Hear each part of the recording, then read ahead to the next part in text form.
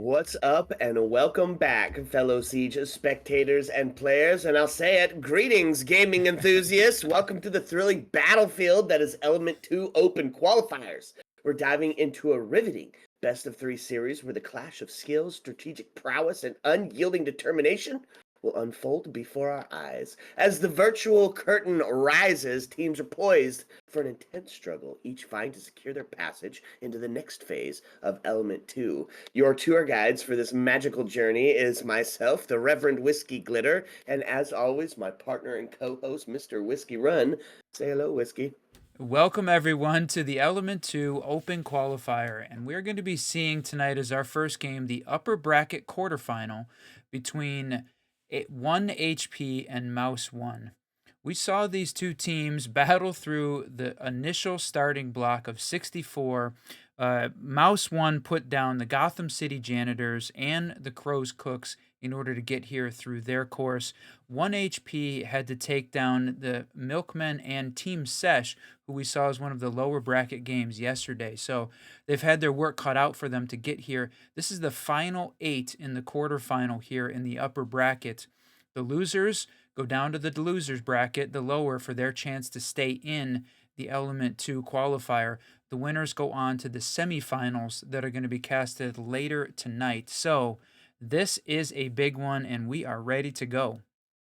That's right, baby. And for map number 1, where are we headed? What was the magical name that you said? Consulate. Oh, baby, it's the new map with new strats, my friends, and it is the new version of Consulate. We have got to watch it a ton in competitive play, but as both of these teams are teams that we know and we love and we have seen on the Siege Double Shot channel before, we promise that this is going to be a battle royale. That is right. And like you said, it Consulate. Finally, we had not seen it in competitive play, but here we are getting a chance to see it on finally here in the upper bracket quarterfinals. And so bands, we have not had a lot of experience with the Consulate bands yet, just because we haven't seen it in competitive play very much. So I'm really not sure how they're going to go. I think some of the standards we can come to rely on, right? Doe could be great for sussing out that roam game. And you know that the roam game is going to be prevalent on Consulate, right? It's a huge map. There's full of twists and turns, lots of potential lots of potential spots for that rat angle, for those rat areas. Catch you slipping with some of that shotgun meta around the corner could be very fun. Monty, of course, potential target ban, but great for pushing in when you get into that garage area. Great for dropping down the skylight on yellow to get yourself in a plant scenario and execute scenario on the big window. Solus, because the intel is vital. I mean, especially on this map, because it makes runouts aplenty possible. And Azami, the architect, the one who can change the landscape of any bomb site, going to be off the board. Going to have to rely on potentially like a castle or something like that to help facilitate the same sort of moves that Azami brings to the table. I think the great thing here is that Consulate is one of the only maps in the entire competitive pool that has the split site, right? One with the bomb sites on 2 different floors between the 2 sites, and that feels pretty cool to get a chance to be able to see that in action potentially. Yep, absolutely agree with you. And so for the first map, we're going to take, or for the first bomb site, we're going to take it down to the basement area. A bit of a bunker war, you could say, and to do so, bringing along some fun operators. N-Dub's going to put themselves on the Fenrir. It's going to help start to stop that push from where it comes into, right? We call him the chess man. He's got 5 gadgets, 3 that can be active at one single time, but here's the caveat, here's the fun part. He can move them around based on where the push is coming from. So you can have all 5 out, switch which ones are active. As long as he's alive at the towards the end of the round, he can be vital towards that late round execute. Legion on that recent rework are going to be slowing them down, those Legion goos, and now doing that extra 12 impact damage after that first initial goo hit. Makes him a viable op for slowing down any sort of aggression that the attacking team is going to be bringing. Valkyrie for that intel, and Mute to deny it. This is a fun setup here for the first map on Consulate, and these Miras are already is extended upstairs in this game of verticality that we've talked about. We'll leave that hatch open for a quick fall back down to sight. Should Mira and Valkyrie lose their battles? Yeah, and the garage site, one of the things about the garage site, it has got a ton of vertical space over it. Lots of, oh, that C4. Let's go. As we were saying, the site has an awful lot of vertical soft breach directly above it. So it's one of those sites that's really difficult for the defending team to manage if they focus entirely on the basement site and bunkering back down, because there's so much vertical play available. Oh yeah, absolutely. And they brought some folks to help open up that verticality sledge on the board and that giant hammer. Here's going to be your first contest. Valkyrie ready for it, but she is not going to answer. This is going to be the trade out as Perseus going to take PROV and Reno off the board. No. Prov gets the kill. Reno going to make the refrag onto Perseus, and that's the mirror gone. Now that takes us into a 4v2 as the L85 going to claim Flixer's life and puts him in a tough position on the back end of trying to put round number 1 together for the defense. Still winnable, of course. So there's a minute left on the board. They have to stall. And if you catch Sledge running... He did not know he was there on the stairs. End up grabbing that one. Let's go. Yep, and now that takes us into a 2v2. Bait taking the kill on to Rai. This is a great comeback here for the defense. As we talked about, it is winnable, and they're going to open up that vertical play. Both of them have got that presence up top. One to drop down and plant, and one to hold the cross. The thing is, you're going to have to take that original gunfight. Fenrir able to WA his D his way through the rotate and live to die another day. There's the hatch drop, and they're going to find one as it gets traded out. End up finding Reno, and it is going to find the double and get himself the headshot on the Mustard and give the defense round number 1. It's crazy. Down in the body balance, yet they're able to come on back and take that first defensive dub. Defensive sided map here in Consulate, apparently, at least as on a data point of 1, a single round telling us that. But no, good hold. The defense held upstairs. The Mira wasting time, catching one on the stairs, coming down from 2F. Good placement there from the defense, and they were able to defend against the hatch drop because they knew that was where it was coming from.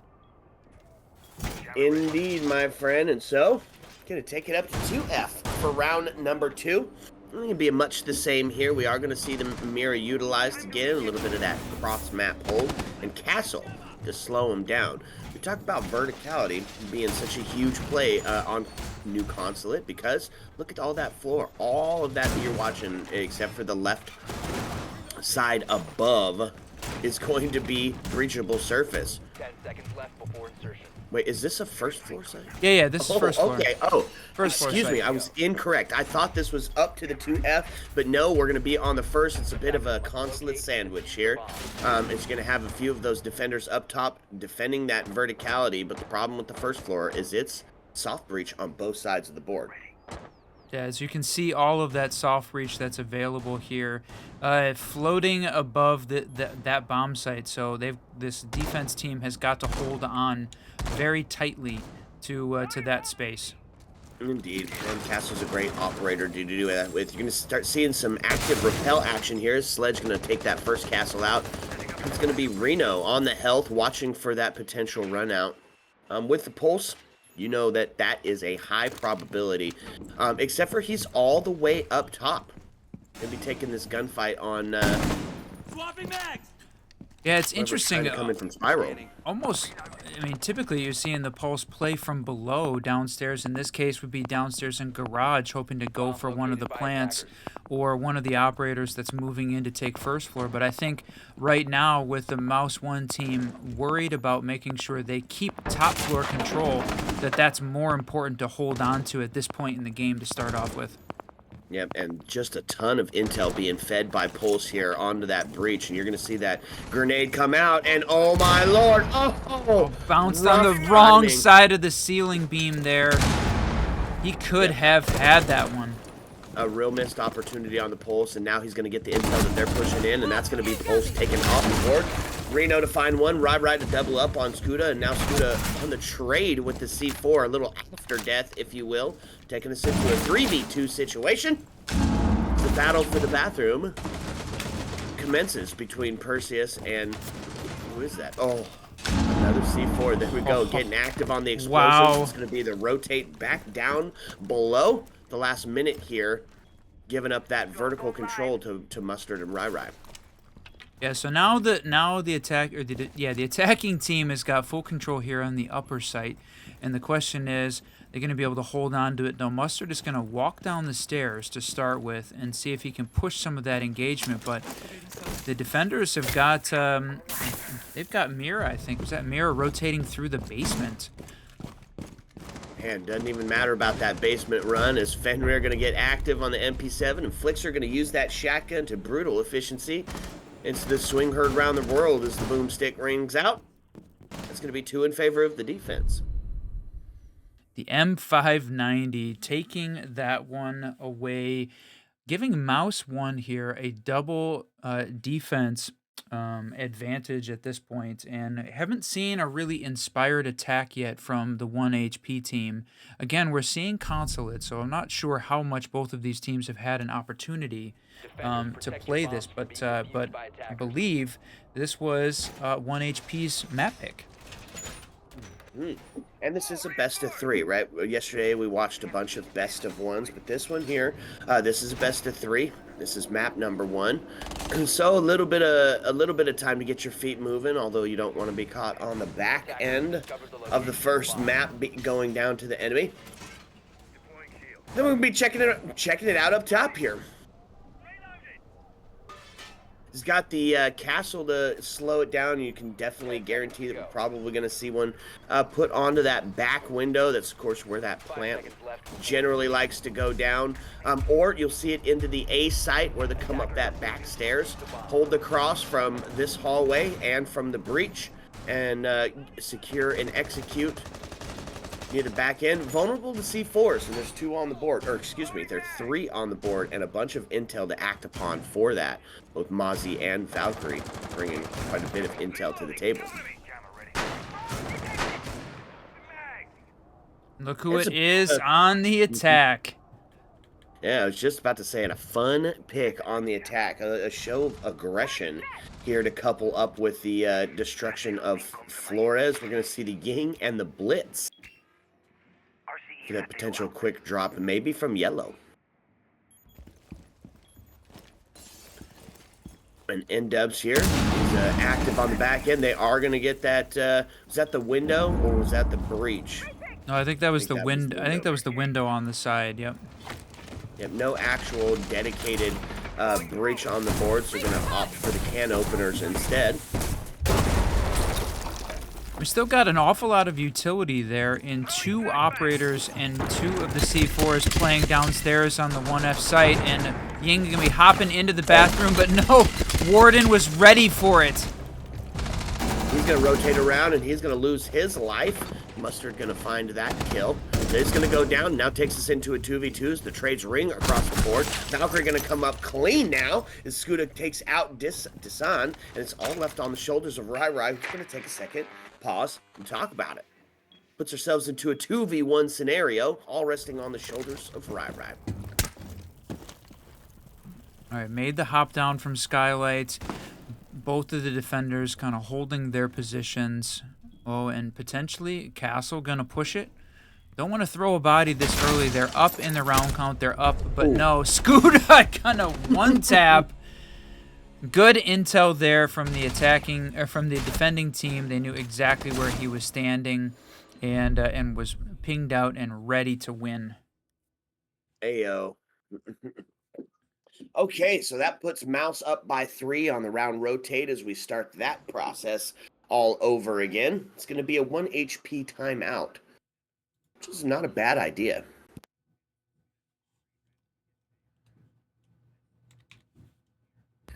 you see the used just like any other sort of sport out there, right? Timeout is used to talk about it. What's going on your team? What's going on the other side? Maybe stop a little bit of that momentum that's going down.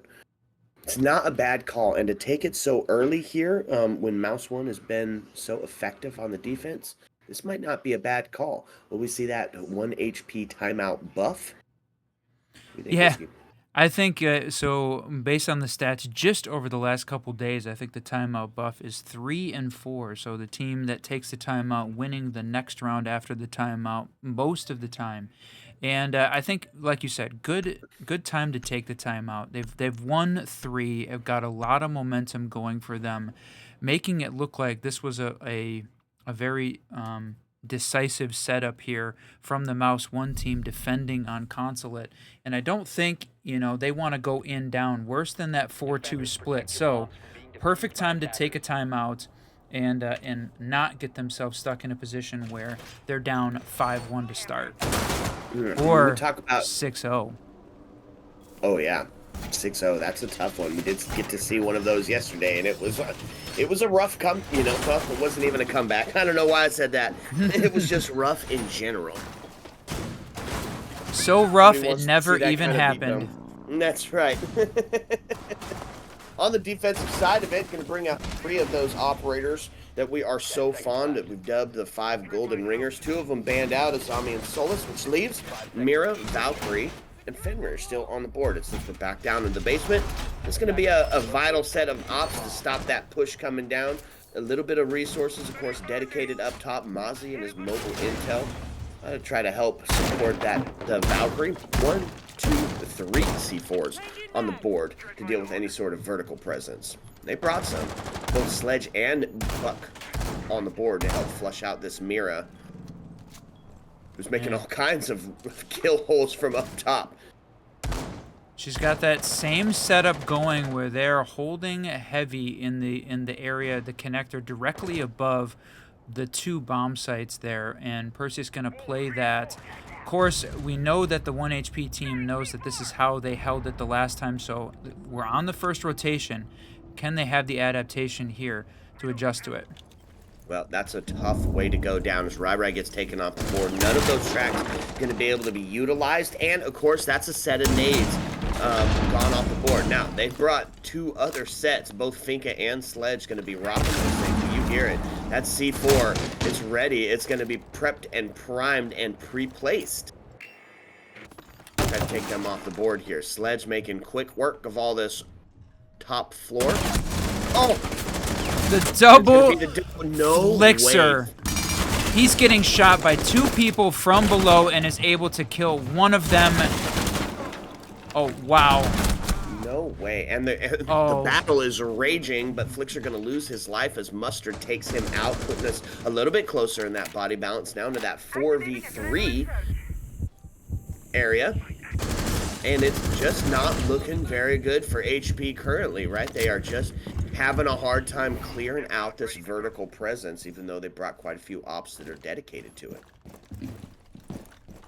Well, at least Mustard was able to take that fight versus Flixer and win. That was a C4 off the board as well.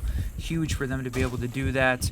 And now gaining a bunch of his life back because of those Finka boosts, 60 HP on the board.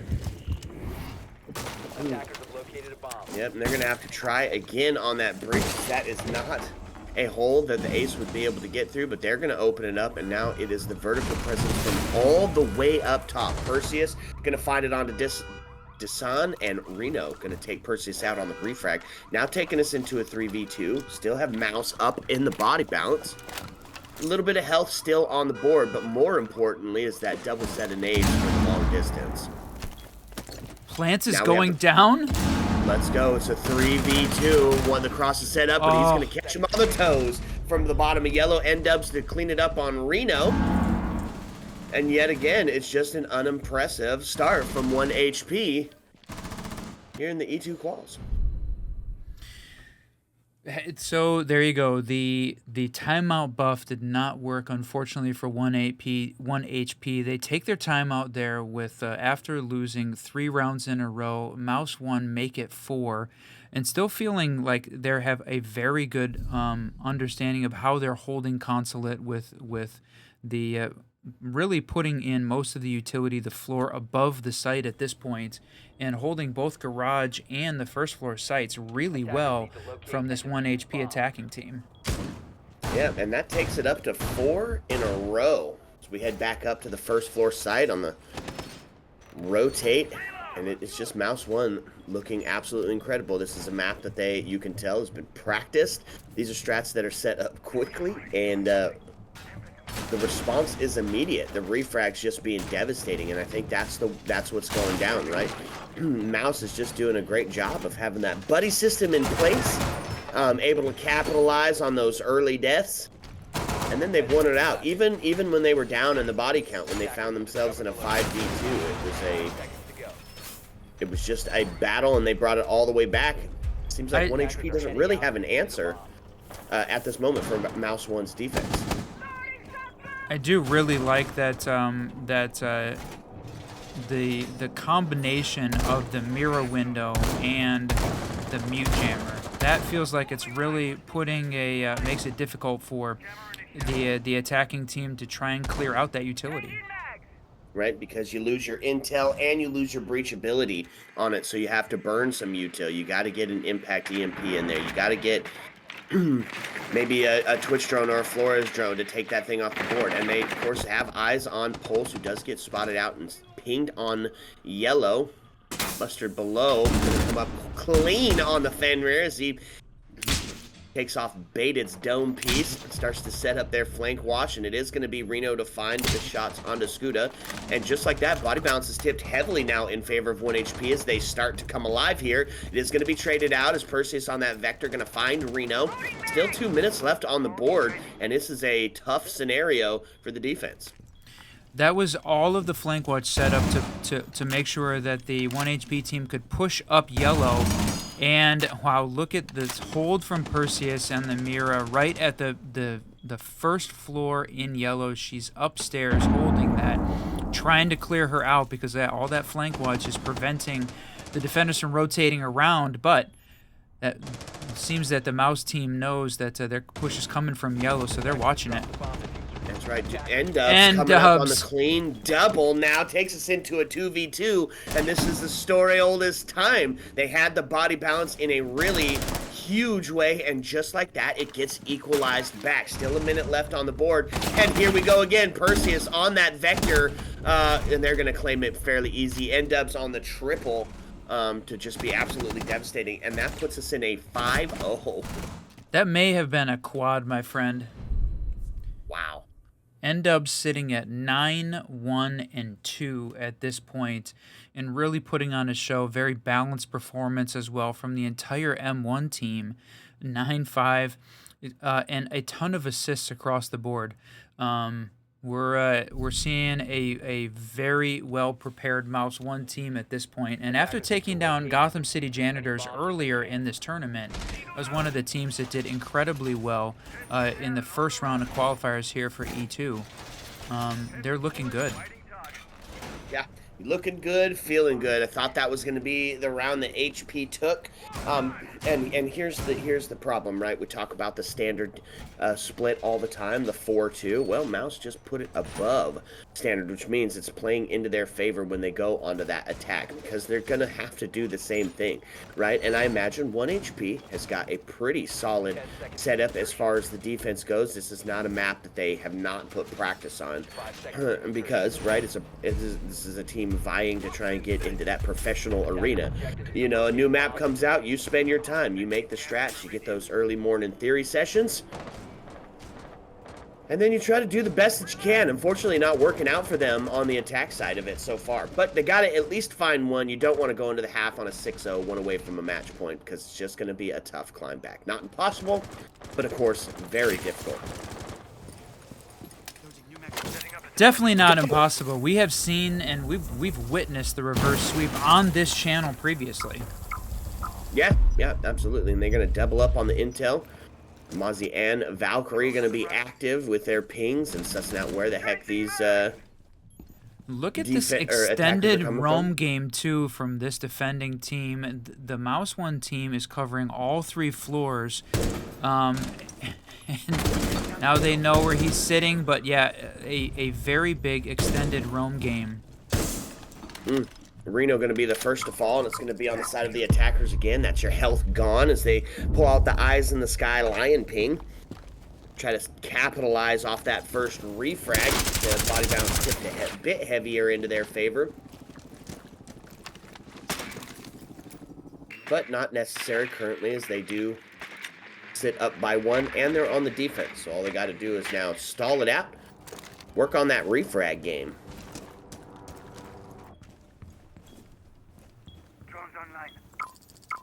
A bit of a hurry up and wait or a hold pattern here for the defense. The attackers kind of have to revamp their policy, their procedure on how they're going to be attacking, and it is going to be Mustard getting some intel.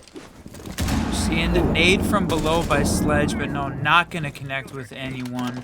Unfortunate there. Going to try and rotate back up, but there are still defenders downstairs, so they've got that flank drone on yellow. And use it to take down Mozzie. That was one of the things that they needed. Try, and there's a double from Desan.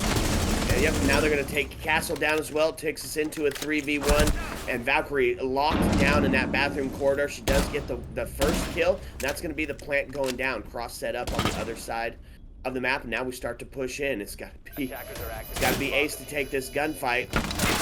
Ooh. No! Oh, my... No way she swings and gets both of them. Nope, you're right. No way.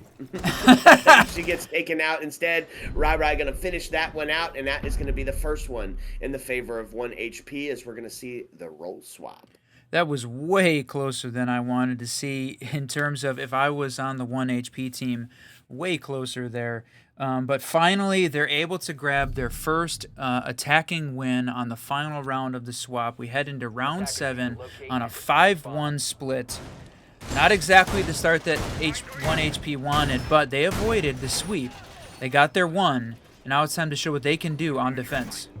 Yeah, that's right, baby. And as long as they're able to set that same pace, keep that same bit of tonality here, could be seeing ourselves get the catch-up. The problem is, Mouse 1, instead of having to find their standard 3 to end it, just got to get 1 to a match point and 1 to finish it off for this map number 1. 10 seconds left before insertion. Okay, here we go, baby.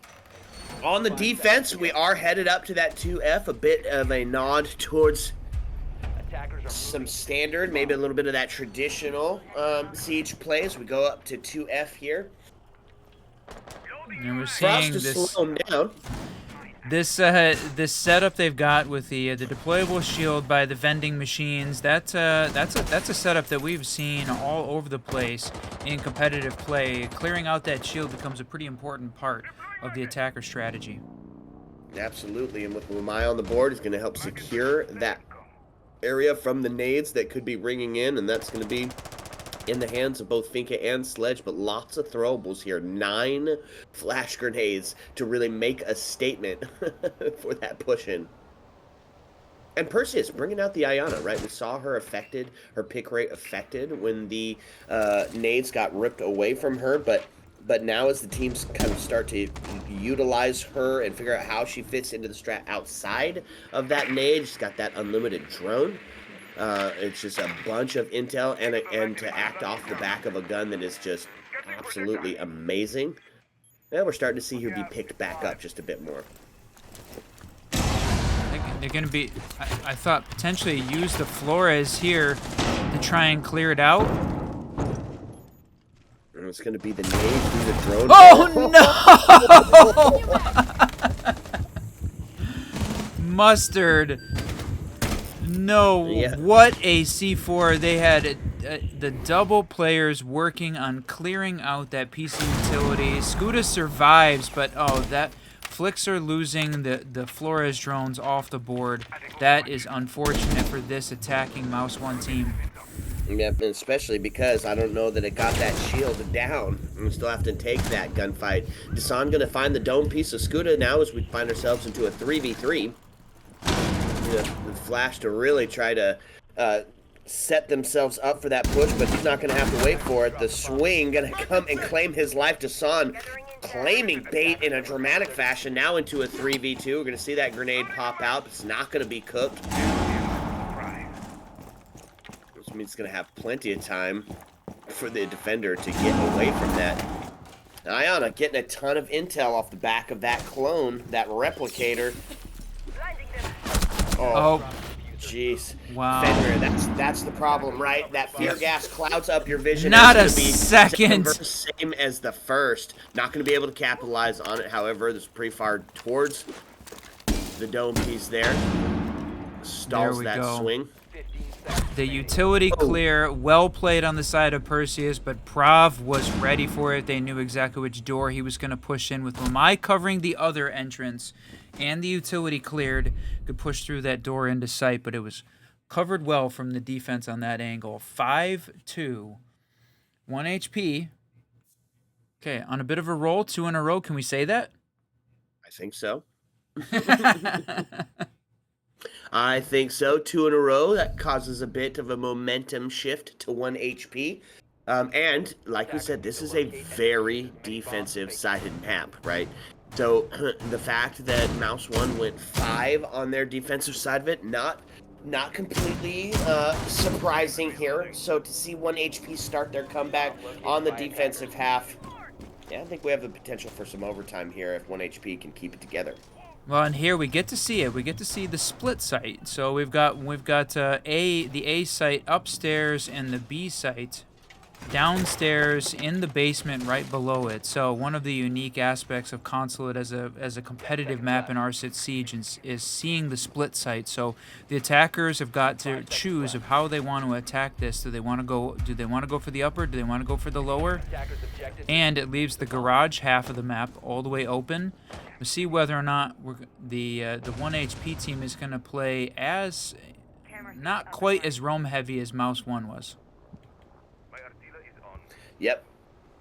Yep, and the split, it's fun. There's a couple of different ways you can push it, and you're going to see Blitz and Osa on the board as they're going to try to take, A in a very quick way. Oh, 1, 2, 3. Oh, no, it's going to be onto Secret, and they've got somebody there who's ready to take this gunfight, but they're going to rotate back, down, and around. Now, here we go. Blitz getting active as he puts himself down the stairs, and they're just going to keep locking it up and put those barricades in place so he can't just get a free reign to push in there. Pulse catching him on the scanner. Oh, and he's getting all of that information. He knows now that this is a 4-person push coming from this secret area, this electrical room. And that's going to divert some of the resources that are spread out for the defense. They're going to go ahead and start pushing themselves into this area to take these gunfights and hopefully capitalize, because there's only a door you can get through, as one of them is electroclawed. I was wondering where Pulse was going. All of the players are here in the hallway. They've got to know that they're all right there, ready. Yep, and there we go. They get that meat jammer off the board with the grenade, and they're going to open up the wall. Still have 4 C4s in the hands of the defense to send some of that explosivity down, but it's going to be Mustard to find the kill on the Scuda. Wow. Look at that. The whole push set up and ready, and it all falls apart before it could even get going. Yep, and it's going to be the kill on the Mustard to get a little bit closer on that body bounce, but still, the spray through going to be ineffective, as N-Dub's going to have to utilize some more of that HP that he brings to the table. Have to take this gunfight from a distance.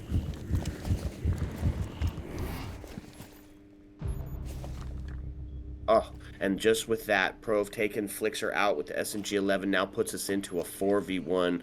A tough hill to climb here for Finka, but with that last stim, going to get her pretty close to back to full health. But, I mean, what do you do here, right? I mean, there's 4 sets of guns trained on you from 4 sets of different angles, and active intel from the Pulse and Valkyrie. Yep. So maybe take a second to talk about it.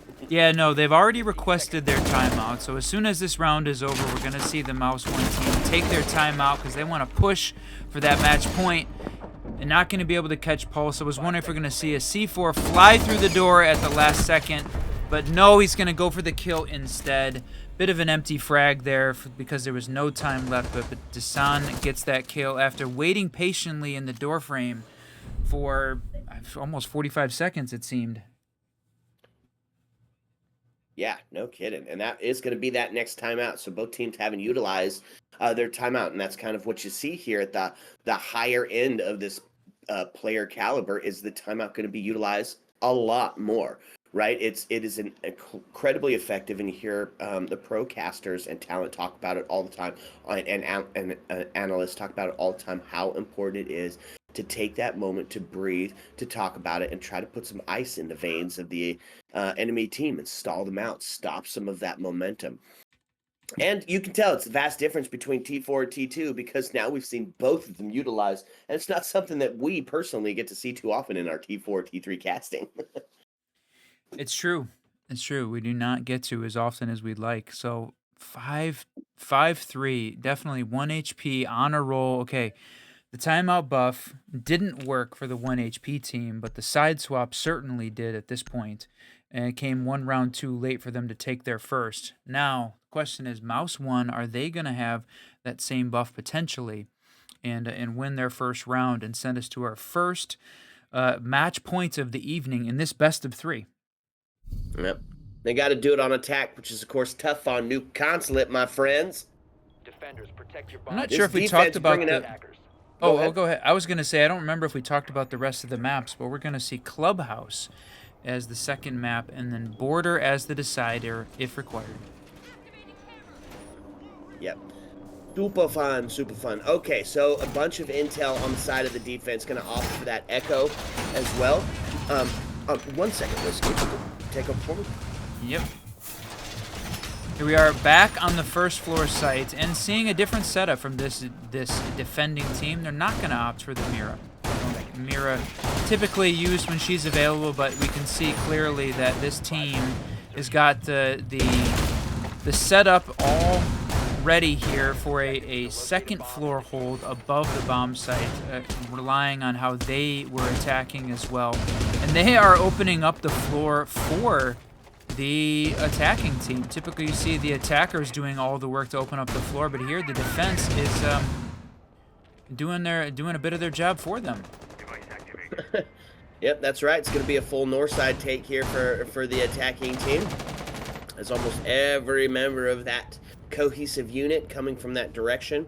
And you're right, is the defense. It's a heavy on the roam game as we see 3 of those players up top and ready, 4 players. So it's kind of like we're seeing this held like it's a 2F site. Now, this is a great option unless you've got an IGL who's able to see this and capitalize on it and then get a quick plant, the redirect, if you will.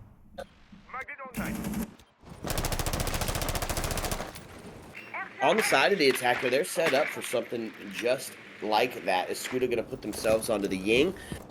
N-Dubs, oh my lord, having an incredible game. 10-4 so far in 8 rounds. Yeah, really is having an incredible game. And then here, bringing out the IQ with her ability to suss out all of these gadgets. And they are going to be pushing this top floor hard. They've got a lot of pings out there. They know where this defensive team is at. Yes, but can they push it? That's the question. Can they do it without being susceptible to the flank from underneath? We're going to see first one right here. SMG-11 going to be huge and claim Scoota's headpiece, and now that's going to be body bounce tipped back in favor of 1 HP here. Oh, my lord. The siege timing on that one. Flashes are going to ring out. They're trying to capitalize, and that's still 4 people up top, and it's a bit of a redirect. We talked about potentially seeing everybody was up top, redirecting themselves towards the site, put themselves in a position that maybe can't be taken from that top floor location. We have somebody sitting outside of that window, outside of piano, so it could be a quick in, a plant, a couple of smokes. Bob's your uncle. No smokes on the board, actually, so I guess we'll have to rely on those flashes. Yeah, I was wondering. It looked like potentially the one Mouse One team identifying that with the whole attacking team upstairs, they might be able to put a plant down while distracting upstairs, and it looks like it's gonna work.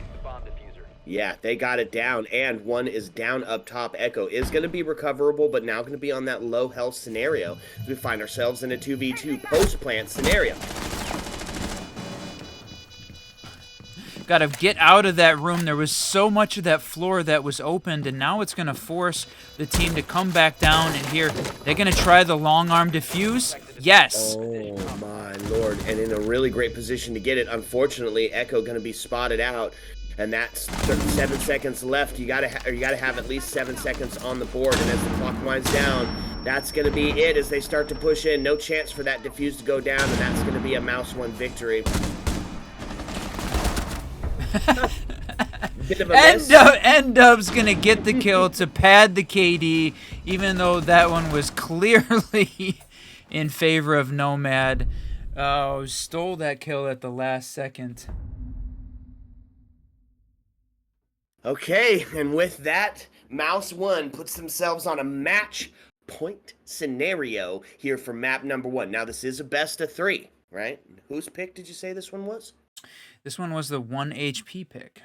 Yeah, 1 HP pick. Don't want to go down on your map. Got to be perfect now for 3 to bring it back into contention, a potential for overtime. That's tough. Now, here's the other problem, though, right? HP did find a couple of wins right in a row. Is it going to be the same here for this attack as they try to put this one away? No, so that was the question. That was the round immediately after the timeout, right? Mm-hmm. Okay, so Mouse One takes it on their post timeout round. And on the defense, going to try to slow them down a bit. You're going to see the frost being utilized, put on potentially onto those windows where that quick execute can come from. Fenrir to help slow them down as well, as we've seen it already. I mean, I'm wondering if we might see a Fenrir ban in the last one, as there's been 4 or 5 kills that come off the back of that purple cloud. You know, on the attacking side, oh, go ahead.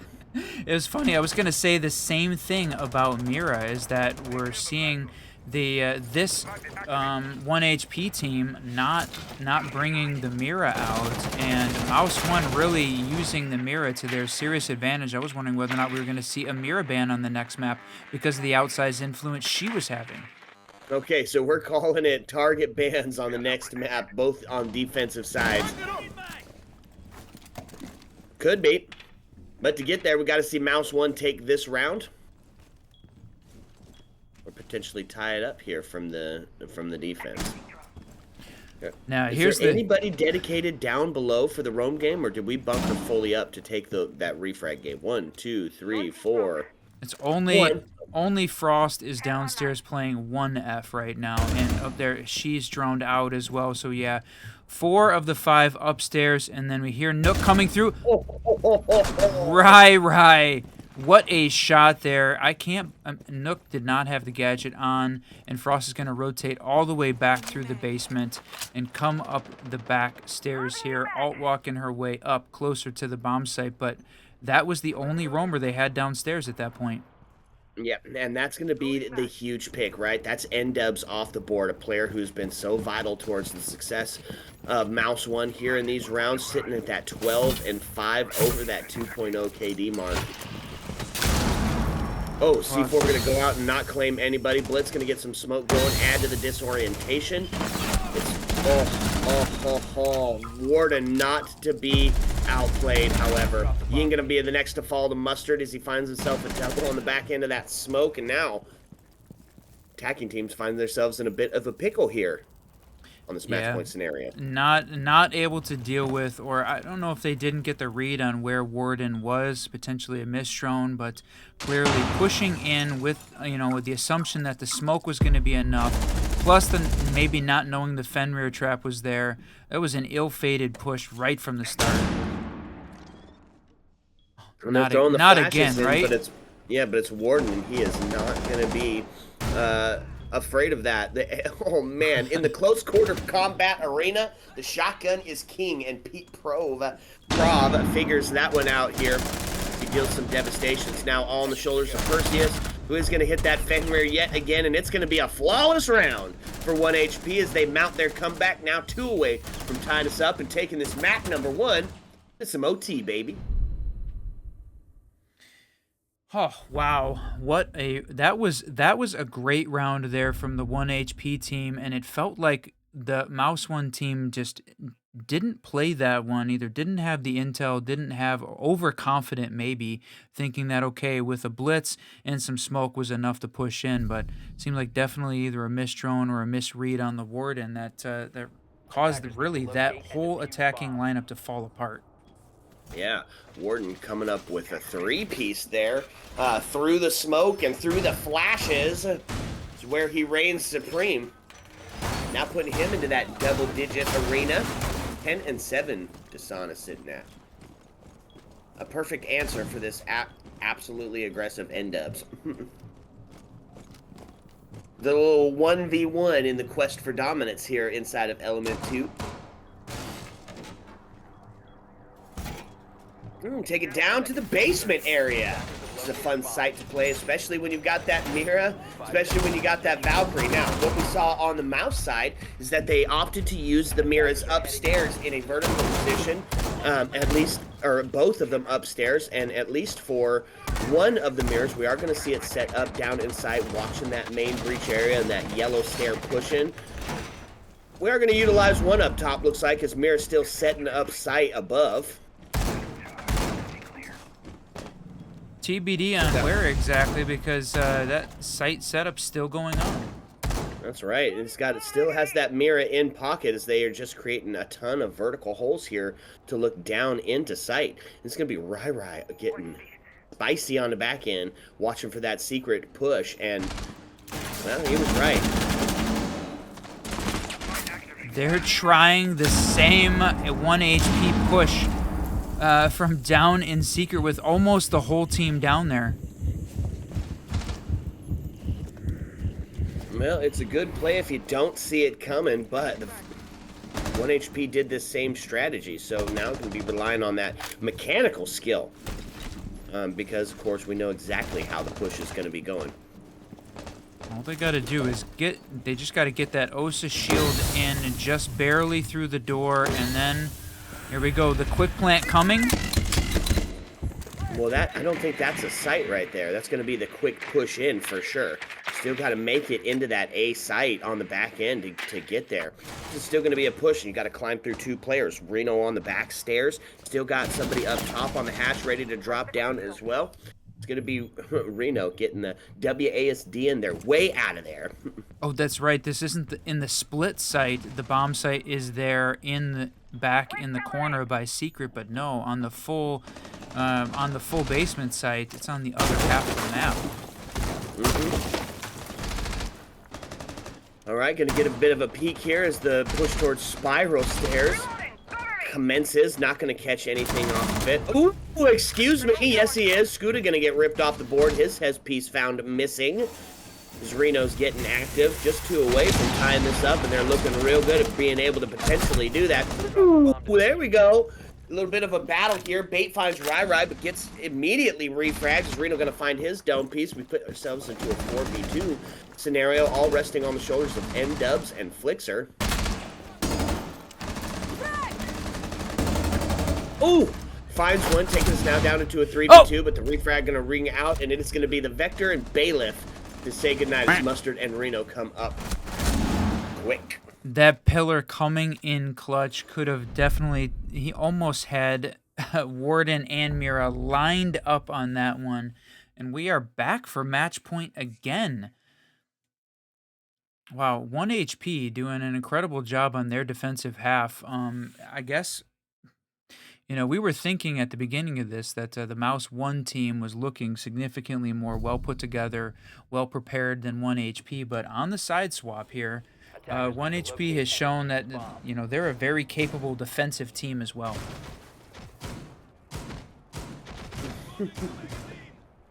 Okay, 1 HP putting themselves 1 away from tying this up. We said they had to be perfect for 3, and they found 2 off the back of that.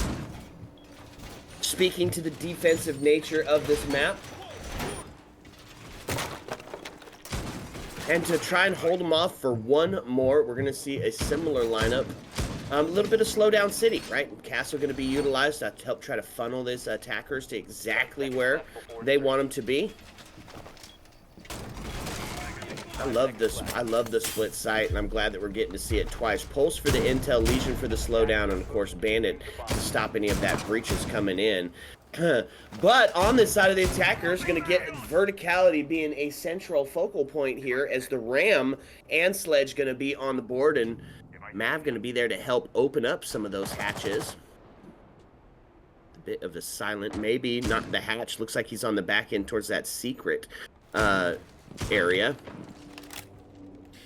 Yeah, the question is, where is he gonna open that hole from? Oh, they're gonna pop the wall using the Mav trick. But the question is, do they know? Oh yeah, they know. Cade is sitting right there, and it's going to be a potential C4 to claim his life. As that bottom row of Mav, that Mav torch going to start ringing out. He's got one in hand. Oh. No? Okay. No, I think they were setting themselves up for to have someone on rappel.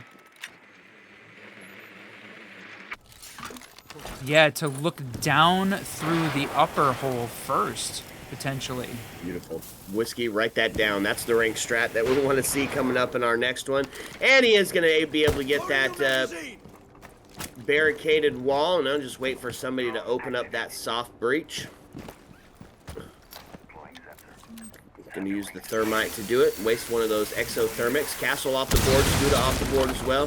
That's a huge part of that vertical game gone.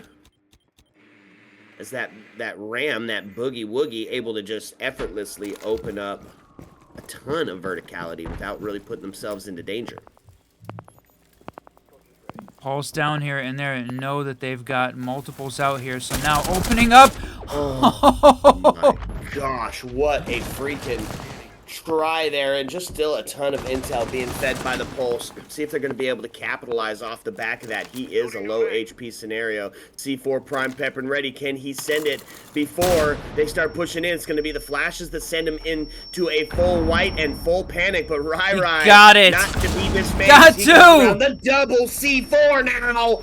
That's going to put us closer to evening up this body balance into a 4v2. 1 HP trying to even this one up. A 4v1. Dasan going to fall next, and it's all on the shoulders of N-Dubs. If anybody can do it, it is this man, but a 1v4 climb is a tough one to put yourself into. Grenade going to go out, and he is going to find Pulse. It's going to be the swing towards nowhere. Is Rai going to take his dome piece off that sniper? Shoddy yowza. Yeah, after seeing this play out twice now, that angle from the door is the better angle. You've got much more distance between you and between you and that site. That's this whole perspectives thing we've seen showing up on Twitter a little bit, where you're showing the angles. That long angle from the door, definitely the better one for the defenders to hold. That makes it tough to push into secret. If they can't get that other breachable open, trying to push through the door is, I think at this point, a losing battle for an attacking team. Yeah, I mean, there's 4 different places for that cross to come from. Not only do you have the setup on the door to the left, you have the bunker on the server rack to the right. You have the long distance that's actually towards site. And then, of course, you have that potential for the run out and around. As they opened up that whole wall, you can just jump out that window and then find yourself on a flank without so much as, hey, he's outside. So yeah, I'd agree with you. You got to be able to make that a multifaceted push. A bit of a split, kind of like we see on the gym bedroom setup for Clubhouse. Right, two hard breach, 2 different directions. Maybe a Monty or a Shield that is pushing in as well. Monty, of course, off the board, but Osa a great pick, or Blitz a great pick for both of those. But we did see the Blitz get ripped down the last time he was brought out here. The key being that I think you need to have the Thatcher on the board in order to clear out all of the breach denial utility, and get both of those open. So yeah, bringing out double in case there's some sort of a bandit trick. But with the Thatcher, it's pretty difficult to defend against, especially on two different walls in this case.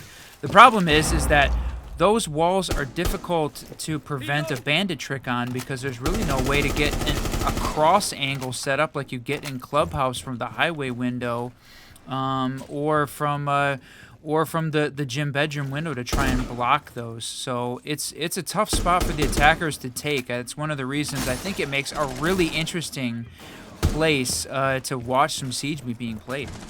Yeah, and now we're in that overtime scenario. 1 HP going to be the defenders, and this is going to be a bit on their side, right? This is where almost all of the wins have come from, is from that defensive side of it. So it's going to start favoring. Now, Perseus is going to get active on the attacking team. Since I said that, he's going to headshot Rai and give body bounce over to Mouse 1. As for some reason, now they start to come alive on the attacking scene. I guess when it's all on the line, the pressure is here. It's time to start making moves at that point. Maybe a little complacency on the side of the attacking team as they were up with such a they were up by such a huge margin on those first couple of rounds. Not able to capitalize off of it as they brought it straight back. Have they been able to use the Twitch at this point to clear off some of those Fenrir gadgets? That seems to be one of the biggest thing that they got to worry about. No nade from below, helping to do that job. And that same Fenrir trap getting in the way again. Yeah, and there isn't no way. In that direction, no. Except for they're just going to push up and take that gunfight. It's the face check, baby. As the plan is starting to go down, a 4v1, and it's going to be a 4v9. As Mouse going to get active on the attack. Waited for OT to do it, right? Only needed to find that one attacking round during regulation, but they are going to wait it out. Should I get on my soapbox? Did they do that just for us? I think they did. They knew we wanted that overtime, so they brought it back around. Well, now that puts it in the favor of Mouse, right? Because now they get onto their defensive side of it, and 1 HP has to be perfect on the attacking round here, or they're going to lose it out in OT. I can't believe it. You're always asking for the double OT, and here we are. We're actually getting to see it.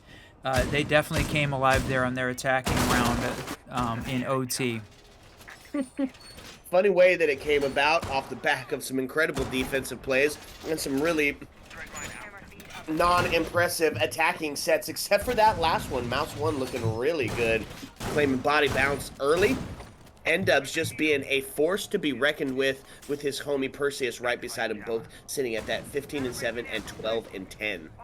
Well, and I think that Perseus, was that a 3K from him or a 4K last round?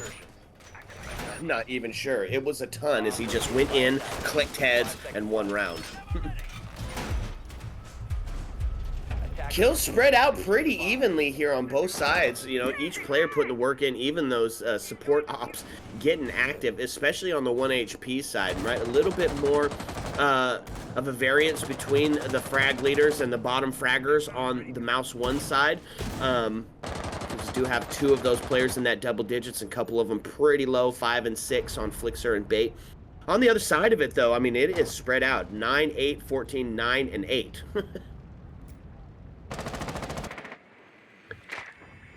All right, now, so it is resting on the shoulders of 1 HP very heavily now as they find themselves down in overtime. Have to get this, or they're going to lose their map pick, right? This was 1 HP's map pick?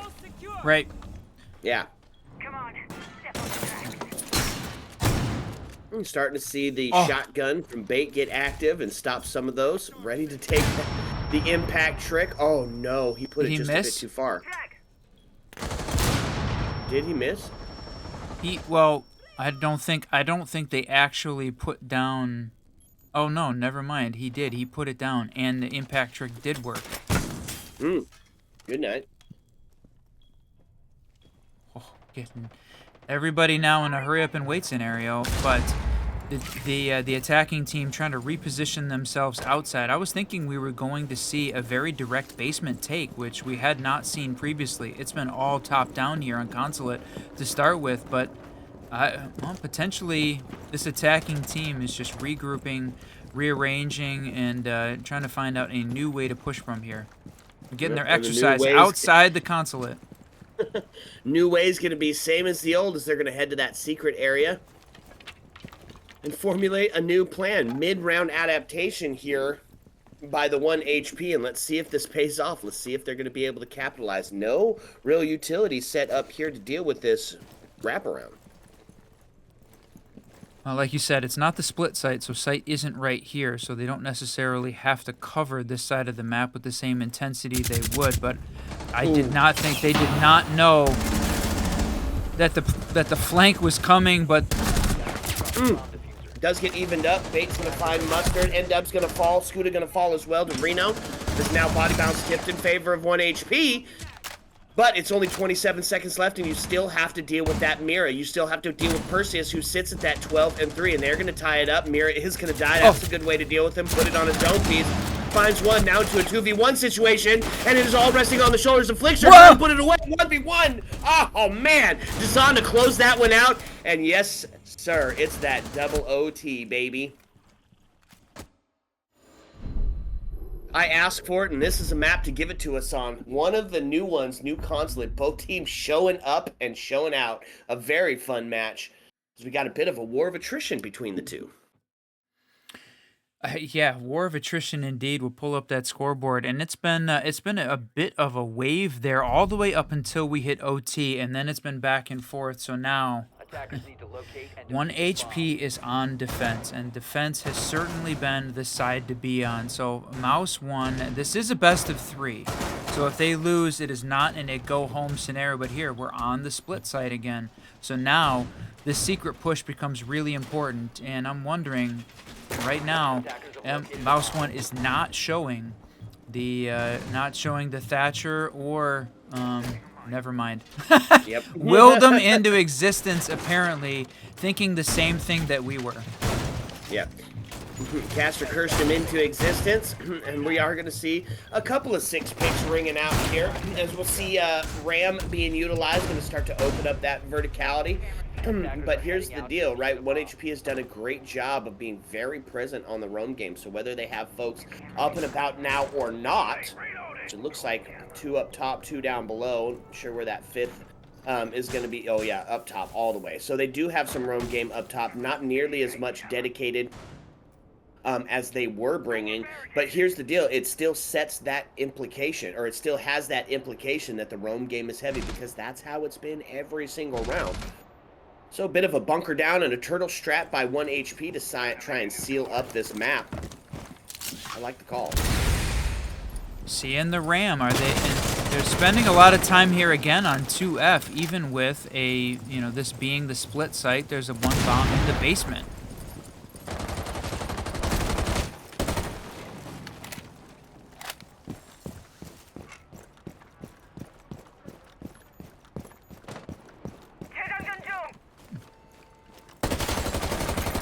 Thatcher's on the other side of the board, though, from Flixer, and is not near the secret site, and he's upstairs working on clearing out some of this upper utility. And the players that are coming down, they do get the wall open from secret, so this is what we were talking about.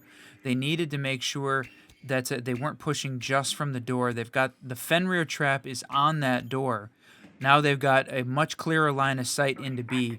That feels like where we might see the eventual execute come from. Right now we're in the setup phase. There's still 1:23 left.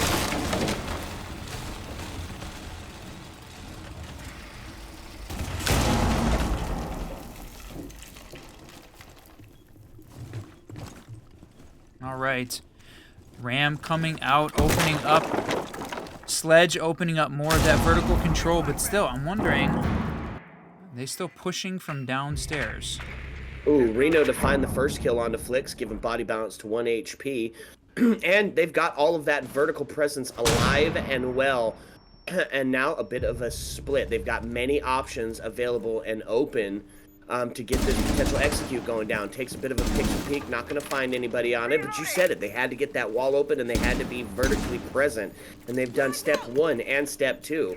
They're just now equalized on the body count. Gotta find 1. get themselves ready to start going for a plant. No shield, however, to guard from all of these different directions. I mean, it looks like they've got top floor control. Scuda appears like he is in the bomb site in A. Almost feel like they need to reroute this attack and potentially try and head upstairs. No, they're gonna go for it right here, right now. Right now into a 2v4 situation. They're going to get in, and they're going to get planted. The cross is set up. Oh, no. Perseus onto Reno. It's a post-plant scenario, and it's going to be the grenade sending down. Is he going to catch one? The nade does it, forces him out of position. What a toss from Sledge, and then follows it up with the kill on the Pulse. Perseus, that was a heck of a game there, especially coming alive at the end. Yeah, no kidding. Great round, great back and forth, and that is map done, or map 1 done and over with, and it heads in favor of Mouse 1. It's that double overtime finish, and we had 6 people in the double-digit kills, which is absolutely huge, right? Everybody just firing on all cylinders. All right, baby, this is a best of 3, so sit back and relax, because when we come back, it's going to be map number 2. And what map is that, Mr. Whiskey? We're gonna see Clubhouse as map 2. Let's go. Ayo! Let's go!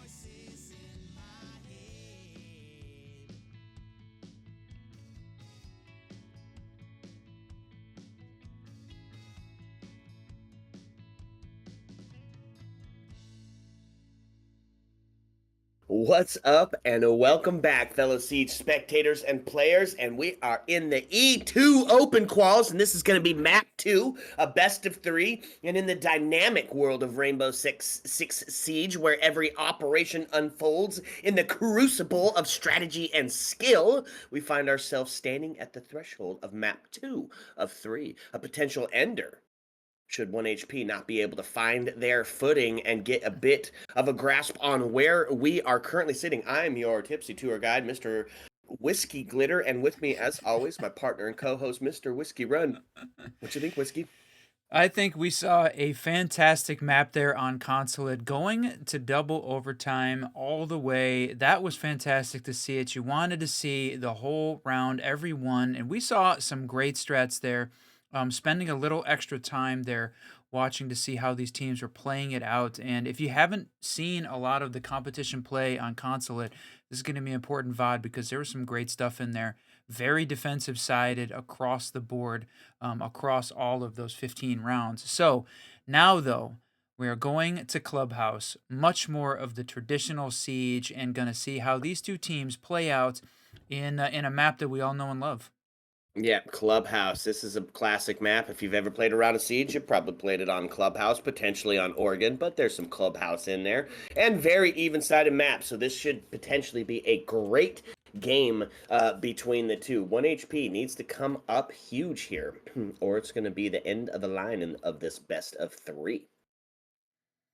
Indeed, and we are ready. So, for the side of Mouse 1, right, we had a couple of huge kills on that last one. 2 of their members hitting that double-digit kill area, so I think that's going to be win conditions here for 1HP. Well, you got to shut down that one-man roam, isolate, and get that body balance and self set up for the refrag. Let's talk bans, baby. Who's heading out of here? It feels like potentially Monty is one of the plays here. Boy, I was gonna say Monty, maybe Ying, maybe Dokkaebi, and then they throw a thermite at us. That's one I haven't seen in a long time. Yeah, no kidding. The thermite. It is a bit of a target ban. Okay. Okay. Hatch Queen going to be gone off the board and a little bit of an answer back between the two, saying, fine, we'll just rely on Ace and on Maverick to get those wall open. Potentially some can openers should it prove to be necessary. Soul is going to be the next off the board. It's a huge operator, especially on Clubhouse. Going to be able to capitalize on runouts everywhere, and Valkyrie for that intel. Not wholly unsurprised outside of the thermite pick. Yeah, that's true. Hibana, we do see her banned out regularly on Clubhouse, just like we see Maverick or Flores for Oregon and Clubhouse as well. So, but now I think we're going to see a resurgence of the operators that are carrying the can opener gadget, right? With so much of the hard breach off the board, we're going to see a lot of those in this case. Yep, agreed. So, round number 1 here, we're going to get into it. It is going to be that dreaded Church Arsenal hold. Be very tough to get through. You got to get that hatch open. Otherwise, you're funneling yourself through a few specific doorways to lead to your ultimate demise, potentially. Defense going to bring out some fun players to the board. A zombie banned out in the last. Going to see her utilized here, especially going to be important when we get up to that extension into garage from either CCTV and cache or from that gym bedroom site. Of course, we've seen full map extensions up on the top realm. And Azami a huge part of that. Azami a huge part of this bunker area as well. You'll see her put that Kiva barrier up guarding that kitchen hatch so she can put herself into the corner. Really hold that dirt and blue drop. Potential kitchen drop from the hatch. But Capcan being utilized on round 1. Set up those traps and hopefully catch somebody slipping and sleeping a little bit of intel. As Valkyrie's off the board, going to opt for Echo instead. Should give you a bit of that plant denial as well. And we talk about Capcan coming out and when is the right time to play him as an operator. And if you play him first at the beginning round, you give away, obviously, maybe catch him sleeping on that first round, but then it's going to cause the attacking team to have to check the doorways and entrances every time they're walking in, just to make sure they're not going to get caught there. Sometimes you see when you bring him out later in a round that he can really catch the attackers off guard more if you haven't shown him as an operator. But in this case, the slowdown and trying to slow this Mouse 1 team down, I think, is a better choice. Yep, and a bit of a pickle here for Azami as she's found herself stuck in that stock area as 3 members of the attacking team going to isolate her, going to be calling for that support. Oh, what's up, Azami? She rotated back down to site already. How did she get down there so fast? Wasn't she just up in stock? She was. I think she rotated down blue. Once she blocked off the door, was able to make a run for it, down secret, down there into blue. Yeah, no kidding. Great plays. They're able to bunker back down. It's going to be Flores drones getting active. Oh, my Lord. Don't get stuck on the wall because that can be devastating when a Flores drone is armed and loaded beside you. You're going to get Twitch in to start taking a look at these mirrors.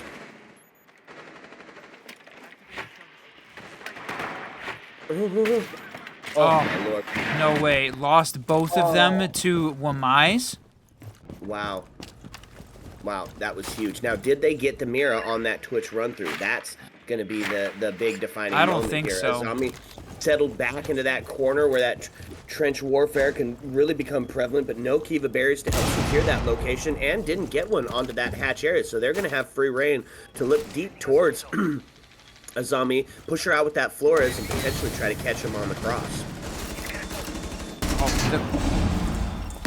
And they did jump down, and that's going to be the plant now. C4 going to ring out and take bait off the board as that plant was starting to go down, and just like that, it has fallen apart for this Mouse 1 attack team as we find ourselves into a 5v1. Rai with the double kill, Desan to take Skuda off with that dome piece shot. 10 seconds to go.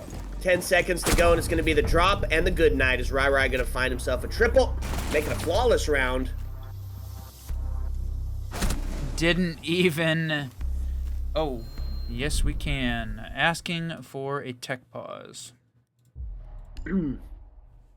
Oh, bit of a tech pause. Okay. Well, folks, I'm going to get them restarted real quick. So sit back, relax. We're going to put you on a BRB as we get things settled up. And hopefully we won't have to go into a rehost or anything. We get them back into the game and get moving with map number 2. So sit back, relax, fill your drink up to the tippy top. Because when we come back, it's going to be map 2 on Clubhouse. Hey-o! Let's go.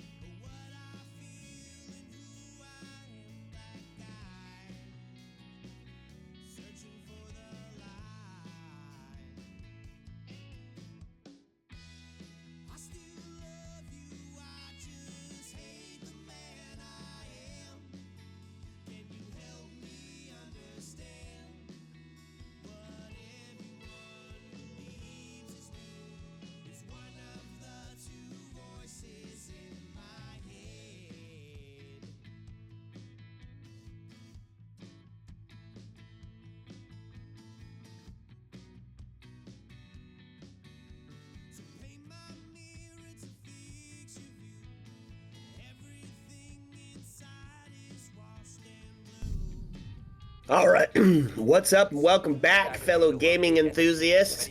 Tech pause done. We got the member back in. Everything good to go. And we're going to head up and see some gym bedroom set up. And a very fun pick on the side of the defense as they're really looking to slow down this attacking team. This is a good way to do it. Bringing out the Clash. I don't think it's often we see Clash in competitive play. Nope, but when we do, it's definitely usually somebody who knows how to use them, right? Look for that devastating stopping power of the Clash that's going to be utilized off the banks of the Azami, the Mira, and the Fenrir, right? With these operators on the board, Clash is a great pick because not only can you support the Mira from a long distance, not only can you support Fenrir from up close when those gadgets start to go off, but she's mobile and she's got a gun that is absolutely devastating. I enjoy the call here, the switch up, the adaptability by 1 HP. So bringing out an op they haven't shown. On the attacking side of it, because we did lose the Thermite in the ban phase, still going to opt for a bit of that split push, and they're going to bring 2 operators to help support that, right? Ace is going to be your main take, right? He's got to open up that CCTV and that hot tub wall.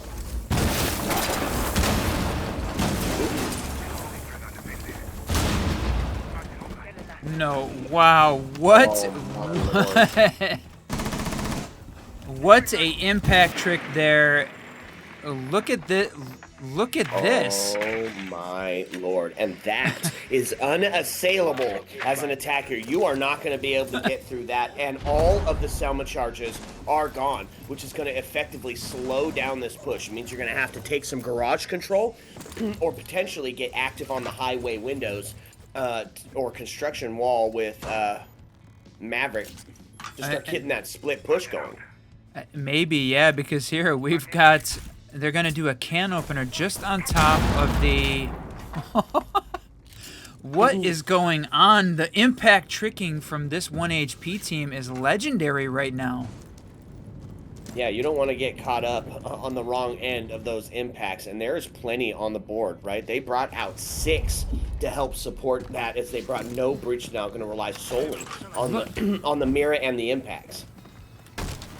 Look at this, telling him they've got to get somebody on the rappel over in the corner to be able to cover so that way he doesn't get shot. And yep, they knew that that was coming in. So here we go, going to try and open this up. They got to take the Mira frame out. It is stuck in the wall, making Maverick tricking what appears to be really difficult here to manage.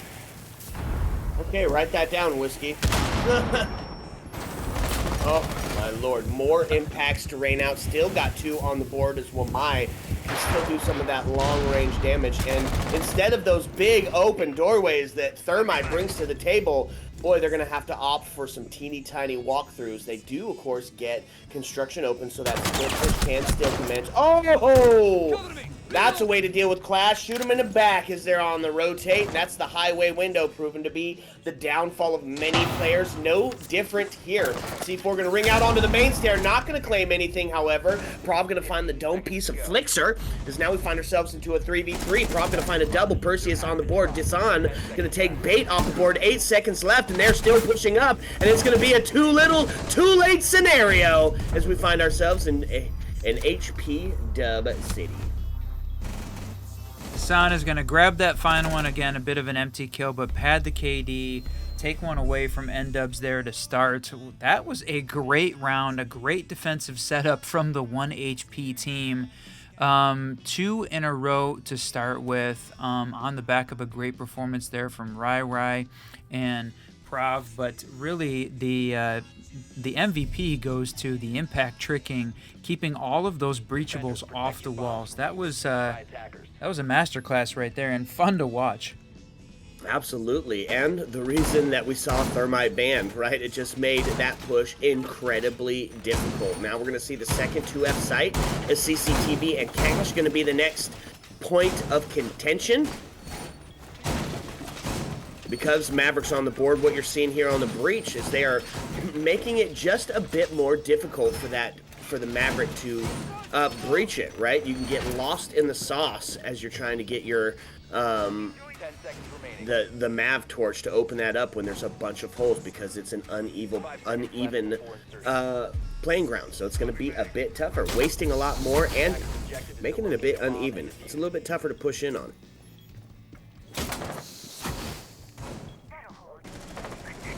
And it's all explosives here on the defensive side of it. We're going to opt for 6 more of those impacts to start doing the same thing. Mustard going to find the dome piece of Flixer early, and that is a huge pick for 1 HP as they get the hard breach off the board. Now have to solely rely on the Maverick or those can openers to get into sight, and that is just not a position that you want to find yourself in as the attacking team on Clubhouse. Yeah, it's Starting to understand that thermite ban a little bit now. looked like a spawn peek out of garage door, was it? Because it was Wamai that grabbed it, who's sitting, and Wamai is sitting in the rafters right now. So I think it was spawn peek there from the garage door. Jeez, and that's going to be body bounce tipped heavily in favor of 1 HP. As they get Buck off the board as well. So there's your verticality from underneath, and your other set of breach. It is all on Maverick now to get these players into the game, or into the board. But he's not going to be able to do it from the grave. Is Prob going to find the headshot of Maverick? Now taking us into an almost insurmountable 5v2. Almost. Almost, indeed. Wrong screen. Uh-oh. Got it now. Got it now. 3-minute delay, though, because we're on a competitive setting. So we're going to have to go audio only at this point, and hopefully you can follow along. That was... We're going to have to check out... hopefully we're going to see this impact tricking again. We're seeing a little bit of it here on round 3, too. On round 3, 2. Also, A little bit of a vertical here, hold towards this stock area now as they open up that soft breach. Yeah, lay it on me. Also what? No. 3 also instead of 3, 2. Oh man, N-dubs reduced to a very low HP situation as they try to push in from that construction area, but no real way to do so with 30 seconds left. We're going to call this one as, you know what? Let's sit and talk about it. We're going to give HP 1 more on the round rotate. Oh, and he couldn't even catch one. Ends up at a flawless round.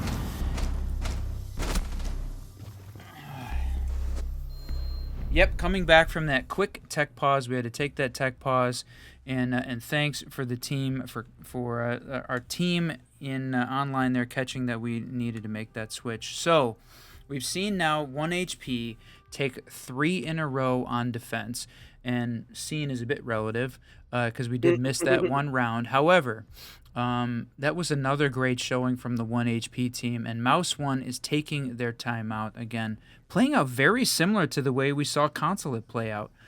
Mouse 1 won 3 in a row, and 1 HP took their timeout. They ended up losing the next, going down 4, but were able to bring it back at least to a 5-1 split. Here, we're looking at whether or not Mouse 1 can do the same, but feeling very defensive-sided here in competitive Siege in this upper bracket quarterfinal for Element 2. Yeah, absolutely. So, yeah, it was a bit of an underwhelming start from 1 HP on map number 1, and we're going to see something similar here on map number 2. And this is Mouse 1's map choice, right? This is, yep. So, with it being Mouse 1's map choice, that means that 1 HP got to decide who started on what side of the board. And that is going to be potentially why we're seeing 1 HP up by 3. Is Mouse 1, of course, feeling a little bit more confident on the defensive side of it. But got to get something going as the round rotate is over. The first round rotate is over. It's the first half of the first half. Map number 2, done and over with. Gonna head back down to that Church Arsenal site.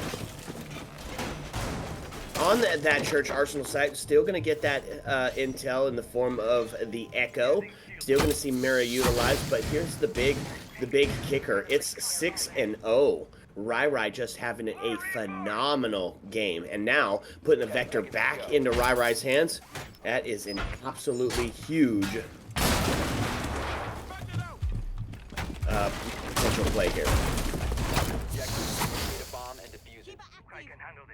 Now, I like the spicy call, though. Mouse 1 bringing the blitz out. Scooter going to try to get active really early and potentially find some of those quick kills on whoever is roaming up above. Which is who? Do we have roamer? Oh, there they are. Mustard and Desan up there to try to make a difference on this verticality here. And speaking of verticality, it's Fuse being brought out yet again to try to rain some of that hell down. So like we're getting to see a different utilization of the vertical game. Fuse is not a new player, but seeing him utilized so often, that's a bit of a new scenario for us. yeah, that's true. And I think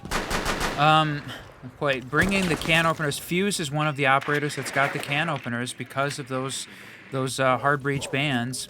Gonna rely on a slightly different setup here. So I'm almost surprised we don't see more of them, to be honest. Thinking that because of the breaches just being so important, that they haven't utilized that. You know, we've got Fuse, but Capital, Ying also bringing those as well.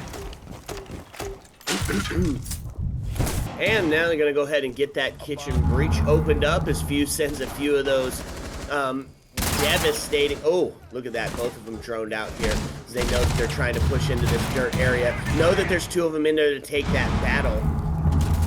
But who is in there? Was that IQ? No, is that Blitz? Yeah, that's Blitz. Blitz trying to get active, doing a couple of pre-fire melees. It's Prov getting active with those warden glasses, not gonna let them in. Run back, retreat. You know, that's what it felt like at this point, because you've got a Blitz and the sledge coming down that dirt tunnel here, and it is a warden, but still, you still have to deal with Blitz in general. Yep, there he can see. Yep, he can see, but it's not going to do him any good. Scooter going to take him off the board as the Blitz getting active in the dirt tunnel here. Wow. Couple of shots ringing through, and now it's going to be the drone to say, hey, they're sitting right here, and they do have that vertical presence alive and well. Oh. Jeez, Rai looking to capitalize onto that Blitz. Put himself right in that precision crosshair placement. And there we go. Fuse drops down. Desan going to find the kill onto End-Ups, and now Plant is going down. Blitz still getting active in that blue area. Going to get it onto Mira, and that is just like that. Is now into No, he turned his back. Scooter finding himself a triple. Reno getting active onto the Blitz. Now we find ourselves into a 2v2. It's a post-plant scenario, and Reno and Mustard have got to find that verticality and that split from double. It's just going to be a too little too late. Flixer and Persia is going to clean it up, and that's going to be a round here for Mouse 1. Wow. Great push in there with Blitz, even with the Warden defending dirt there and his ability to see through all of that flash and smoke utility that was tossed at him. It wasn't enough because there's just not enough room in the dirt to try and get around to get a different kind of an angle on Blitz. That played out really well in Mouse 1's favor. And the timeout buff coming in place, right? Mouse 1 getting one on the back of finishing or taking that timeout. Going into round 5, 3-1 versus 1 HP. Yeah, that's exactly how you should see a timeout utilized as well, right? You're talking about what the other team has brought to the table and how you can combat it, and then bring in some adaptation. And the adaptation was, let's send in the Blitz. I love the call. So we're going to head back up to that gym bedroom site. And we're going to bring out the same folks that we had before. Clash are going to be a big part of this defense. Going to see that mirror placed onto that main breach wall. And pre-open. And pre-open, because now they're going to be able to impact trick it. And so bringing out 6 of those impact nades, they're going to be prime prepped and ready to keep that breach closed. And we'll see if they did the same thing here on main breach. Not yet.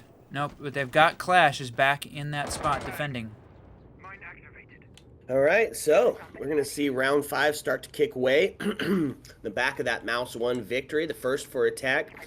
Setting us up for a bit of that standard split. Not going to put as much attention towards the CCTV wall. Still going to have that same Clash there, but not going to be able to impact that breach this time. So it is going to remain open. It is going to give them the chance to make a bit of that split push. Going to give them another option. That's interesting. Unsuccessful in their impact tricking there on main breach, so they're going to have it open. Of course, we are in the gym bedroom site, so that doesn't have the same impact that it does on jacuzzi wall. But still, important that now they've got it open. Yep.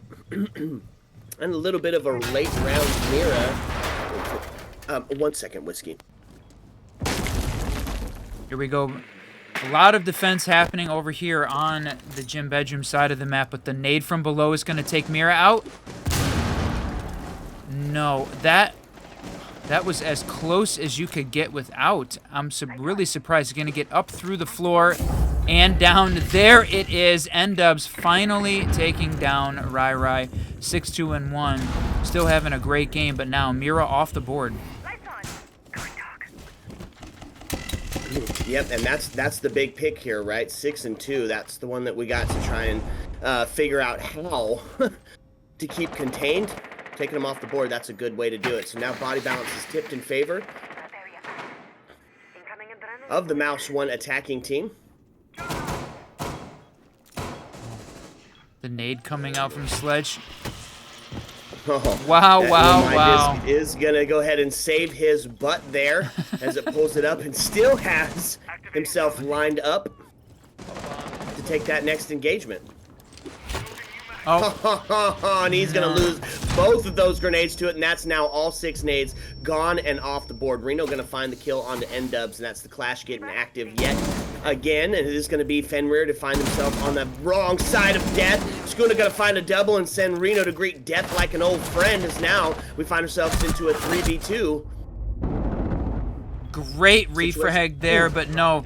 As it jumping in the windows, being the downfall of the M1 team. Desan grabbing 2 of those jump-ins, covering that position close up against the master bed. Wow, what a round from 1HP, reading that and reacting, going up 4-1. Yep, now with that 4-1, this is still a little bit close to that standard split. 1 HP coming up on the defensive side of it. Not wholly unsurprising here. But this next round, this is the decision maker, right? Mouse 1, if they get 1 more, they're going to feel good about hitting that quota. If they cannot, they're going to put themselves in a little bit tougher of a situation on the defense, on their defensive half, especially because Clubhouse can have some attacker qualities to it, right? If a well-organized attacking team can make quick work of just about every site here. So definitely 1 HP if they want to stay alive. They need to take this next round.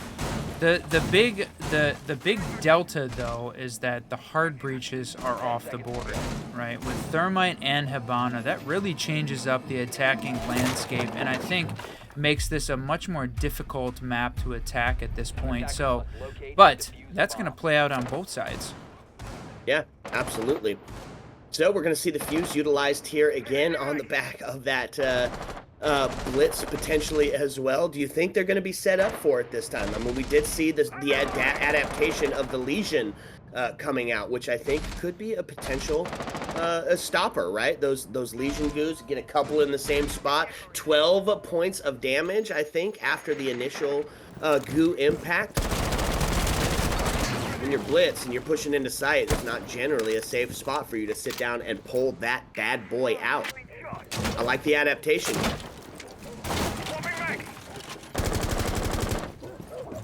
Shots in from Secret as Blitz going to open up the doors into stock and into that secret area, and here we go. He's going to start taking some of that 1F real estate.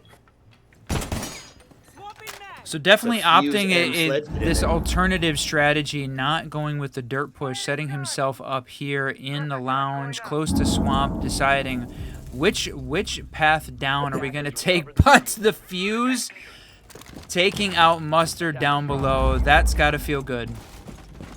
Yeah, absolutely. And that's going to be Mozzie relegated to his own cams.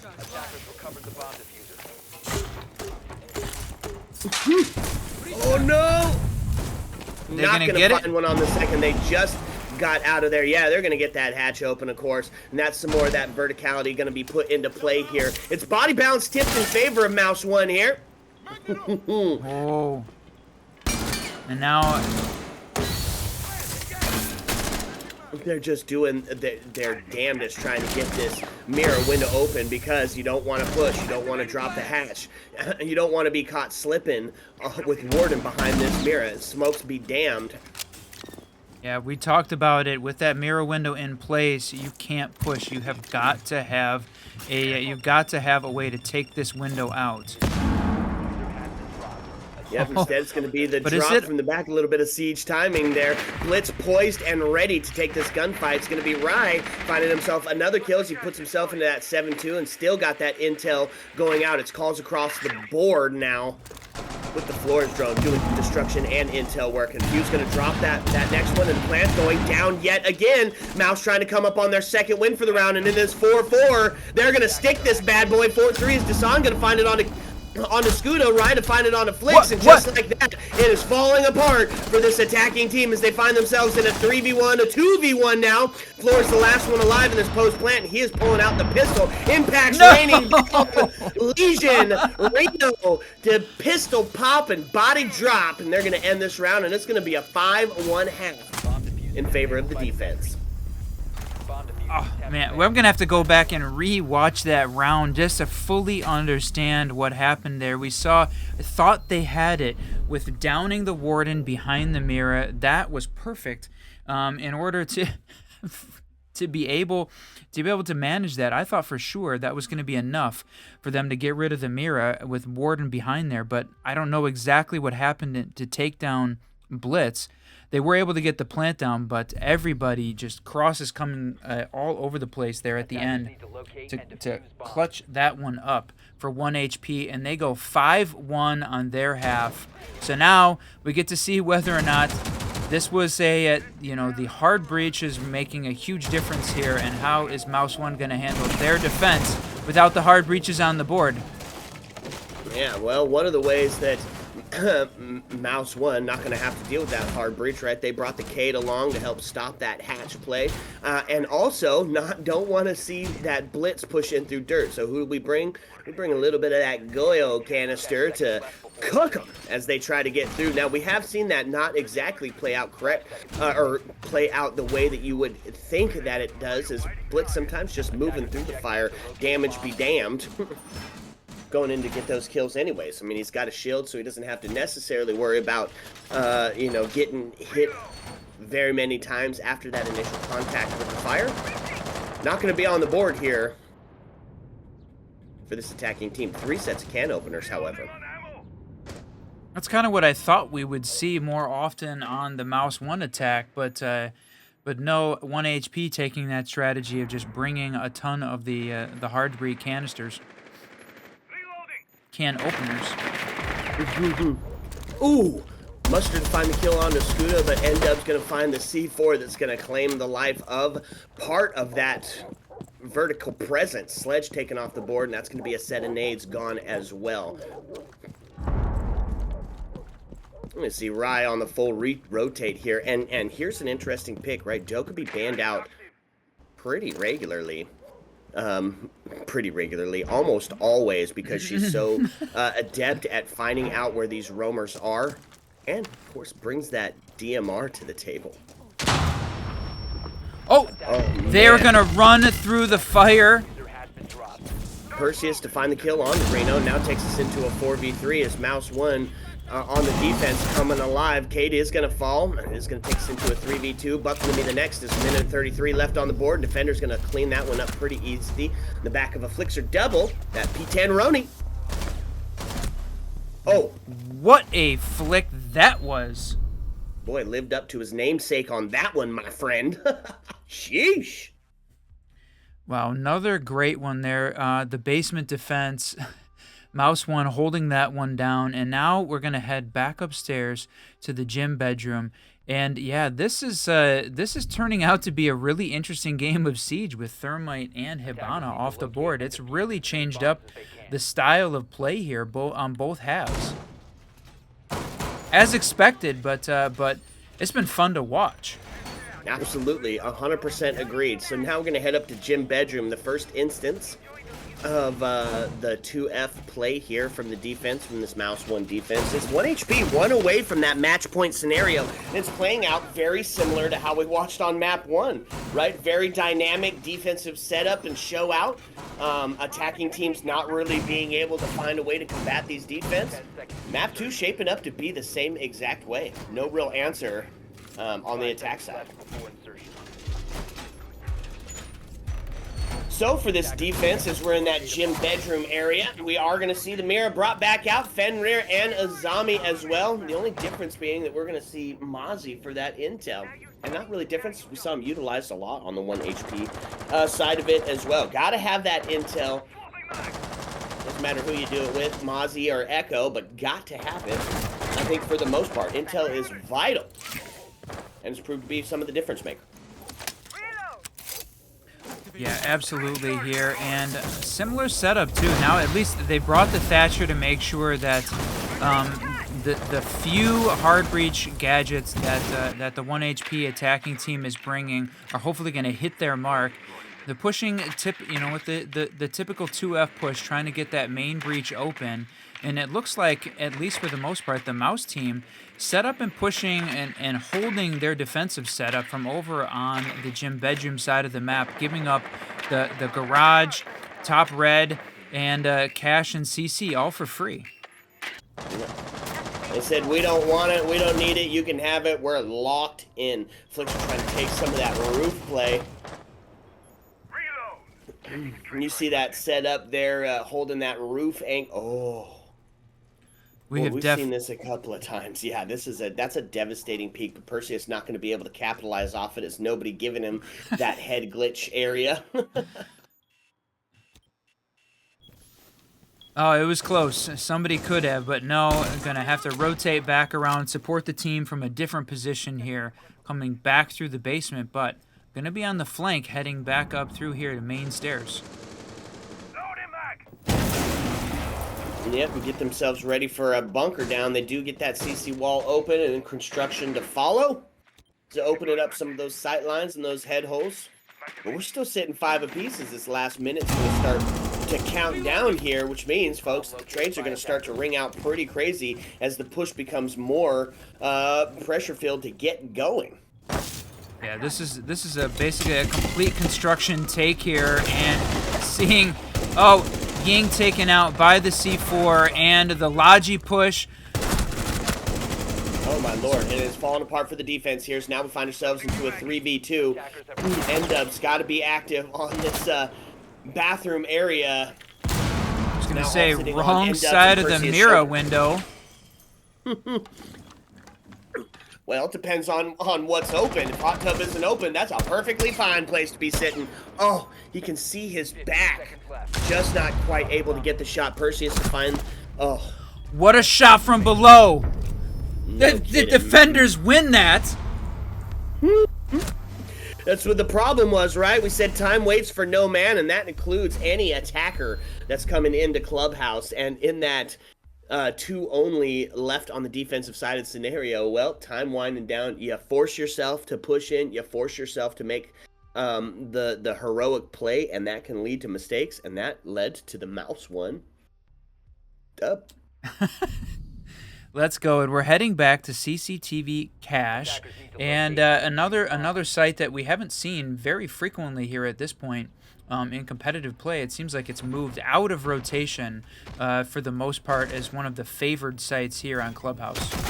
Yep, but we are going to get to see it here because what's the other option? Man, you really don't want to play that that bar stage site. I mean, I do. I like the site, but for the most part, people don't want to play that site. It's just it's got a lot of avenues for attack, a lot of avenues for entry. If you're not well set up for it, could prove to be disastrous. Going to head to CCTV. Double breach, Flixer and Bait going to bring out some breach denial. The Bandit and Decayed.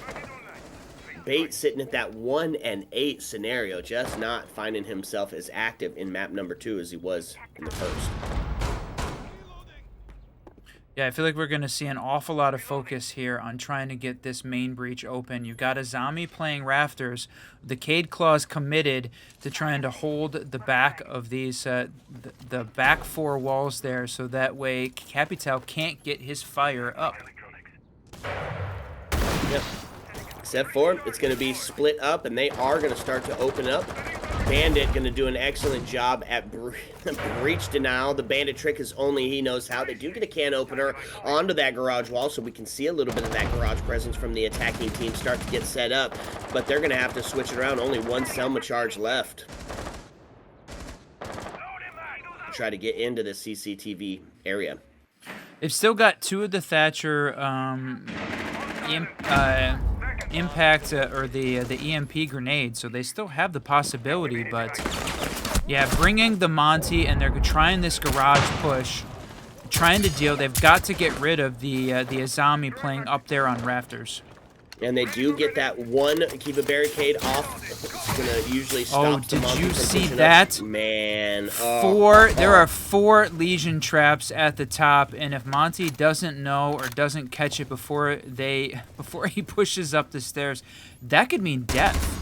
Yeah, absolutely. 4 is an insane number, and right here he goes. He's got the fire ready to send it up. There and it there is. we go. They are gonna put it onto Azami, who's gonna push to that left side.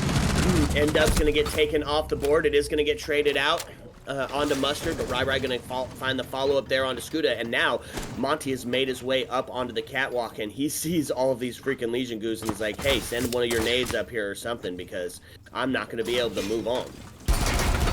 He had to take his shield off his back for a second, and no, Wamai is trying to cover that. He's reloading. It was the perfect opportunity there, but that's the problem, is Monty's got to unshield his back to be able to clear them. Did he get that last one also? That's... I think he... No. Oh, no. Hello? Monty?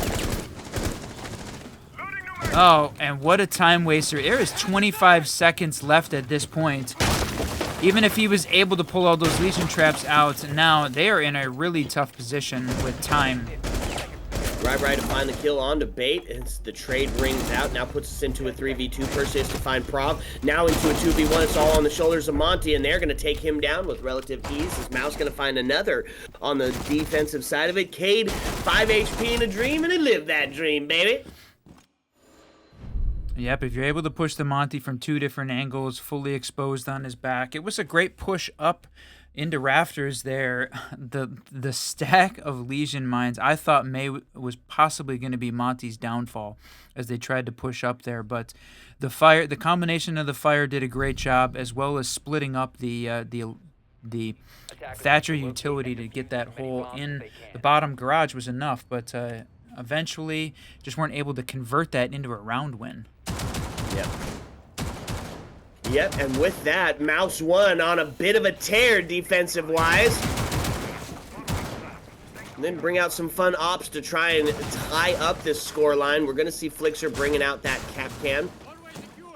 Try to slow down any shield play that might be coming along off, help support Perseus and that Goyle. And now he's got that Goyle canister there, and what you're seeing that for is they got the impact, that hatch drop. We've seen Mouse 1 drop and plant from that kitchen spot in quick fashion. Well, that Goyle canister going to slow that down. Also going to bring out the Legion just in case anybody brings out that shield. A perfect counter to that. On the attacking side of it, it's going to be 3 sets of can openers. Not going to opt for the ace because it does take 2 of those Selma charges to open up a fully barricaded hatch. That's right. Oh. Look at this. Ying getting active immediately in dirt. Gonna take that Goyle canister off and get some intel on the inside of that bunker down. Wow, they don't have any... Azami is not down there covering... They're not playing Azami, obviously, but the attacking team finding out that nobody is down there covering. Ooh. C4 ready to catch somebody slipping on the push-in, but he is going to get droned out. Yes. But you're going to have to rotate out of oil and live to die another day. Live to fight another day. That was a great setup there, just ready to see whether or not someone was going to try and push in without droning, and it was close. It was close. Ying now going to start releasing some of those Candelas. Rai going to be the first to fall for the side of the attacking team, and that is a huge pick for the defense because he's sitting in that 10-7, right? He's taking that World Shaker off the board and that global gadget of sussing out where the heck those roamers lie. And there is roamers, right? We see somebody up on that top floor as well. Now going to take the shots onto Flixer, evening up that body balance. Capcan may be dead, but his traps still live. Potentially being that fifth man in a body balance to their favor. The trade is Dasan and Percy is going to take Reno. Dasan going to find himself another onto N-Dubs. It's going to be the Goyo charge, or the Goyo canister. Now doing some damage onto Dasan. Oh. Now into a 2v2 scenario, trying to take him from the long angle. It is the Vector. Boy, that is not a gun that you want to bring at a distance fight. This is the prone angle. He is going to find one on the back of that sniper shotty. And now in the 1v2, it's all on the shoulders of Mustard, who does find a shot onto Cade. The impact going to ring out, but he's not going to find him. Mustard! Oh. Shoosh. What a great clutch there from Mustard. We're in round 10, holding off this Mouse team and putting 1 HP on match point. So we saw the Mouse team win Consulate 8-7. So 1 HP has got to win this map in order to force the third. And if they do, in this best of 3, we are going to border. Attackers need to locate please, let's go. I knew you were going to say that.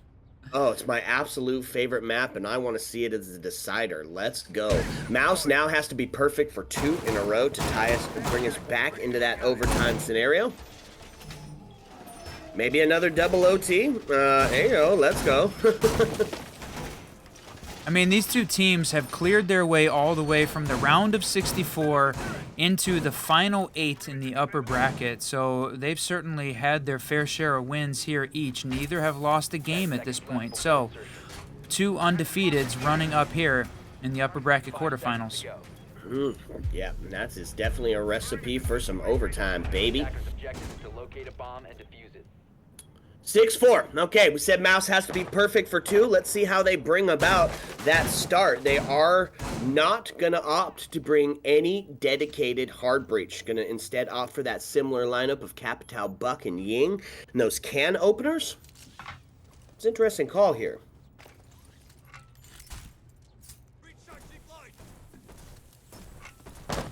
Excuse me.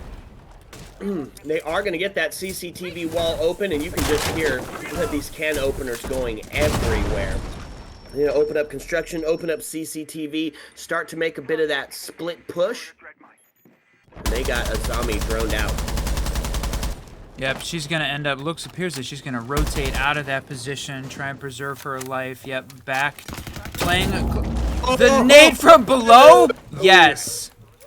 Dasan going to take Scooter off the board, and that's going to mean no more Kiba barriers able to be utilized here. N-Dubs to fall next as we find ourselves into a 5v3 scenario. Still got 2 whole minutes, basically, or just under 2 whole minutes on the board. Defense needs to get a little bit more active if they want to hope at closing out this map. Well, at surviving in this map, if the 1 HP team wins, that is it, and we're going to border. Yeah, let's go. We got no bias towards any teams. We want to see the decider. That's all, baby. Oh, and that's a shot taking Prov off the board as Flicks are going to find him. Will getting active, and there it is. Perseus on the P10 Roni to claim it, claim the life of Dasan, and now take us into that evened up 3-3 scenario. 1 second, Whiskey. No problem here. We've got just a few of these attacking operators. They're starting to get some positions in place. That C4 awfully close to taking Ying off the board, but she survives. Call going out from Dokkaebi, trying to suss out those roamers to give Mustard and Ying a little bit of a better idea of where they are, and that worked. They're able to claim bait So it's all down to Perseus and Flixer to try and hold off and prevent Border for this round. Yeah, let's go. So 38 seconds left on the board. Perseus here with that P10. Gotta win this first gunfight. Now takes it into a 2v2.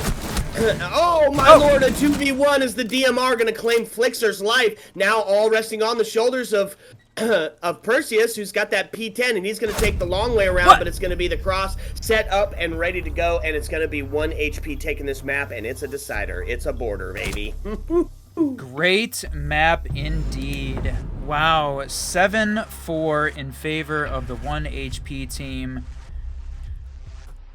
Oh, they force the decider, and we are here for it. So, tell us what we're going to do, my friend.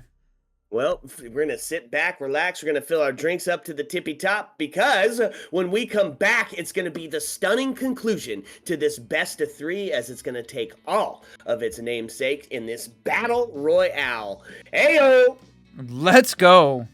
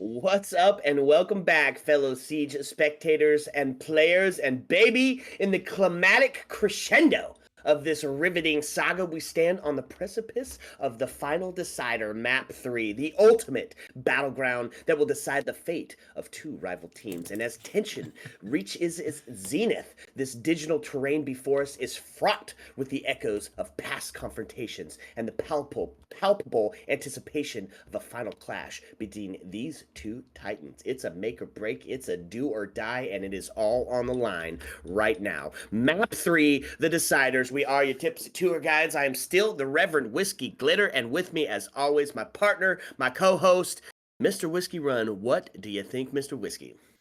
We welcome everyone back to the Element 2 Open Qualifier. We're watching one of the upper bracket quarterfinal games with 1HP taking on the Mouse 1 squad. And this is a best of 3, and we are going to the third map. We are all in.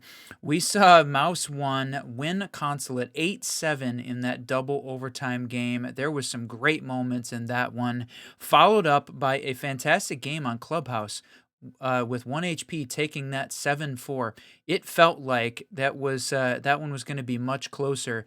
Some interesting bans with like most of the hard breachers, Hibana and Thermite off, making that a really strange game of Siege. But it was fun to watch, and here it is. We are going to border for the decider, and I think, my friend, the teams are about ready.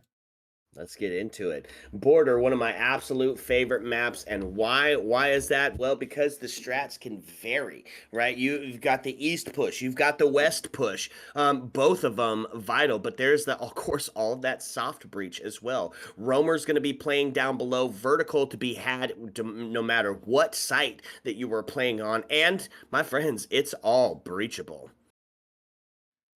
Hoping to see a bit of shenanigans here. Maybe that Amaru up through hatch plant's one of my favorites. It's rarely seen, but when executed correctly, unstoppable. Nothing's unstoppable, my friend, but it is exciting, and you're absolutely right. There are so many interesting pushes that happen on this map because of the breachable and the soft wall nature of this map. Vertical around, we see lines all the way across the map, and 1HP banning Monty again. I feel like I'm not surprised here. That's an operator that they don't seem to use often, don't want to deal with. The walking drone, and I feel like here on this map, getting rid of a DMR and the roam capability of Dokkaebi is the added push. Not to be so, however. Not today. Okay. The Flores instead. We're going to keep our extension util, or we're at least going to make you burn a ton of utility to take it from us. Now I can't call it. Is it going to be Solus, do you think? Yeah, you can call it, and literally did. There she is, Solus banned off the board. And here on border, I think that the utility that Azami brings for creating new lines of sight and blocking off ones that you don't want the attackers to take advantage of makes her pretty powerful. But of course, it is Intel meta, so could easily be Valkyrie. And the Valkyrie it is. The late round call on the flip-flop, and you catch it. And that's the set of bans done here for this decider map. And I like them, right? It's not, I mean, they're kind of standard, but not necessarily. Still, with that Monty off the board, still could potentially see some Osa play. If they set up for that same sort of shield take on that east or west side. Generally, we see 2F as the primary side, but, I'm not going to call it as being it because we've seen so much of that first floor play, of that church site play. I mean, legitimately, we could go anywhere. Yeah, indeed we could, but it is going to be the second floor to start. Yep, I think it's a good call. It's the side everybody's familiar with. Get us started on the right foot. And for the defense, we're going to see two operators that we have not seen this evening as Dasan brings out the Doc and Mustard bringing out the Rook, right? So we're going to opt for a bit of health, which you said earlier has been surprisingly absent on both sides of the board outside of Finka. And so with that health on the board, it's going to make some of those player life plays a little bit different, right? You're going to have the being able to get back up, Moving out to locate a bomb. the last stand or the withstand from the power of putting on those plates, and a fun bit of info on Rook being kind of OP when utilized. Of course, we're still going to see that Mira in play up on 2F. Look to see one on that half wall and potentially out towards that breach. I'm wondering, yep, and I was going to say, are we going to see the Mira put onto that breach wall? The other question is it going to be half barricaded and half not barricaded to like fully use that Mira, or are they going to opt for it in the same way that we saw the Mira used on Clubhouse and CCTV and just put there just as a deterrent towards that breach? No, they've got it. They got half that wall open with Mira playing that position and covering that outside and taking out the Rook armor. If you didn't grab it, you got no chance now. This is it. Yep. Gotta get the Gucci, man. On the side of the attackers. Twitch! Man, just a sniper with that Twitch drone, and boy, that really makes it a bit of a precarious position to be playing off of now. Oh, look at this intel. Oh my lord, and he has no idea. He has no clue that that Twitch drone was down in there, taking away those mute jammers. Ooh! Oh my lord, Flixer just about missed his landing there, but we give him a 10 out of 10 as he's able to stay alive and grab onto the edge of that, dropping down from the roof. It's a 5-all here on both sides of the board. Minute 14 still left, and there's going to be the first death. Mustard going to use that P90 to great effect, take N-dubs off the board, but he is going to get traded out. Perseus to find the kill on him.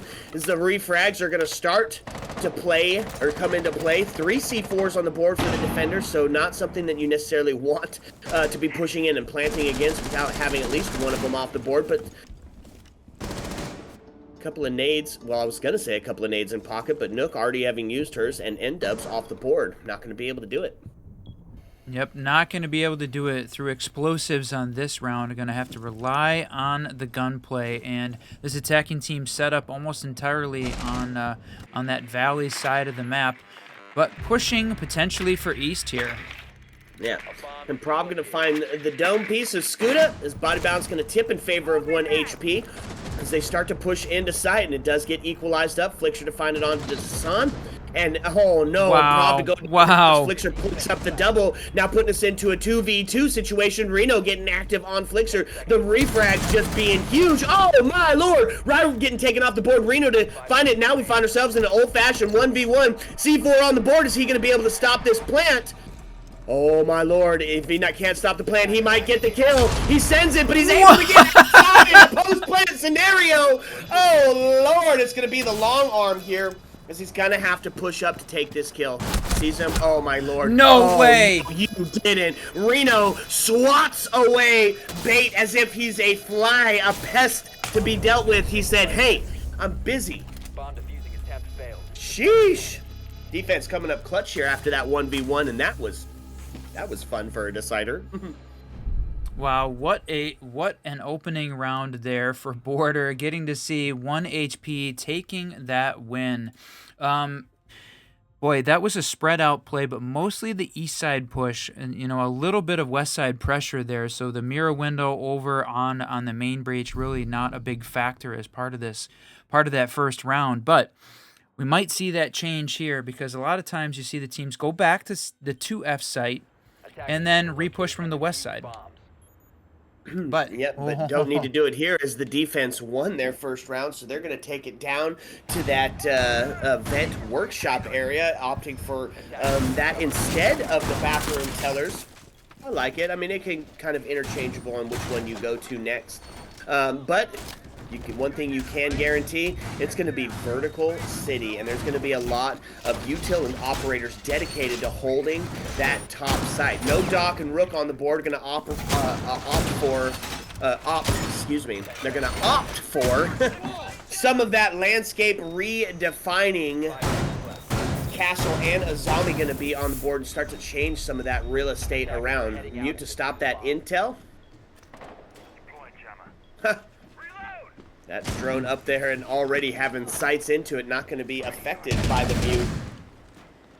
That's right, stashed up and able to hold on to this, give a lot of intel here on the vertical. Yeah, almost that entire floor there, breachable for vertical control if the attackers can gain control of it.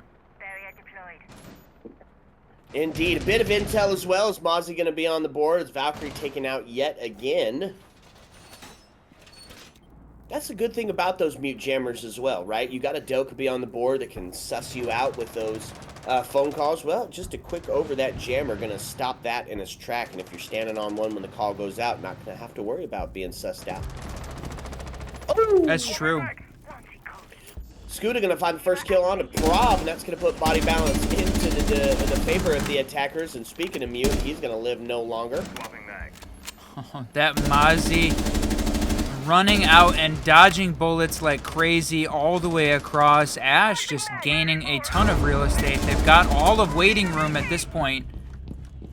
Yeah, but it's starting to fall apart for this defensive team as now they find themselves into a 2v4, and that Dokkaebi, there it is. It's the phone call. Can we talk about your extended car warranty? The free fire coming through the bathroom. Oh! Scooter gonna find another one.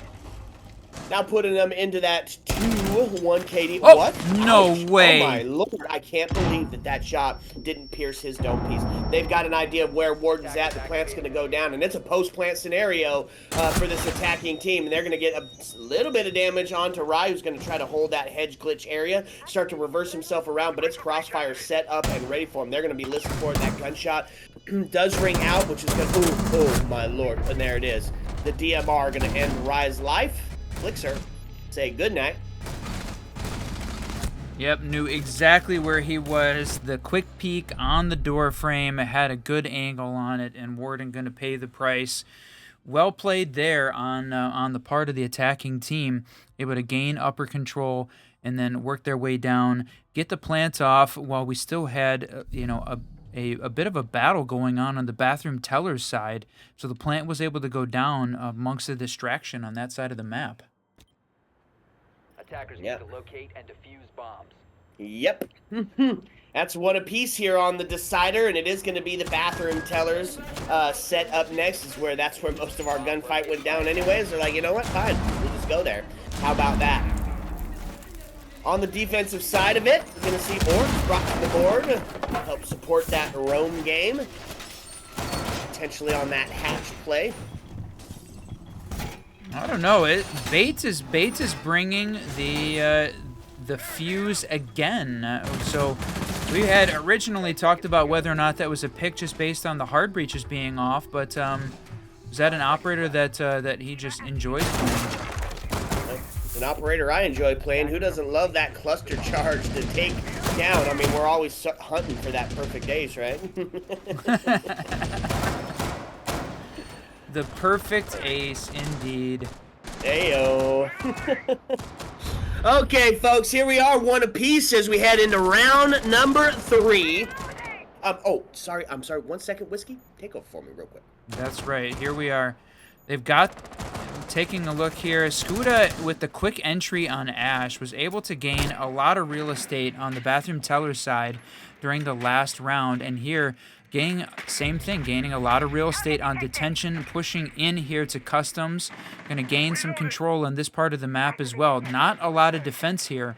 They do have the hatch open for the defense to be able to hold on. And there's the drop. Is Ash going to take advantage of that intel? My guess is who's going to win this gunfight. Now a little bit of support coming from the drop. It's Oryx. Oh, yeah, okay. So 5-4. They did get the Warden off the board. It's going to be Rai, who's so prevalent in that last match. Sitting at 0-3. Can't buy himself a kill currently. So he's going to lose all 3 of those. Skuda losing half of his life in that fight in there, in detention, into customs, but comes out of it alive. Let's go. Ash gonna take a bunch of damage. She's reduced to that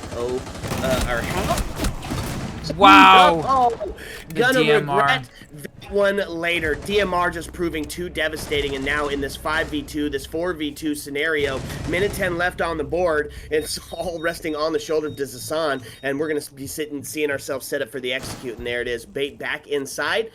And it's going to be the flick from Scuda, who's just having an absolutely banger decider map game. It really is. If you pick a map to just absolutely come alive on, the decider in a best of 3 is the second best choice to the second map. But here it is. Yeah, coming alive. And I like the pick here on Rook. The Rook and Doc, that was the round that 1 HP won. So bringing the pair of the French operators back out on defense. Yep, indeed. Let's go. Ayo. 2-1 in favor of Mouse, the attacking team. So they've already hit their quota for the attacking side of it. Anything outside of this is cake. Some icing on top. Ice cream cake, I think. Ice cream cake. Well, that is literally my favorite kind of cake. Yeah, nailed it in one. Boy, I just know you, huh? That's right. Back up to the 2F site as the round rotate. First one, first half of the last map. And they're going to opt for the same exact setup that they brought before, I believe. They have mute on that last one as well? I think they did. I think they did, yep. Ooh, look at this. Okay, now we got a bit of some shenanigans on the side of the Mouse. They're going to try to get them above that standard scoreline. We see both the Blitz, the Grim, and the Gridlock on the board. Grim, I love seeing the Grim play.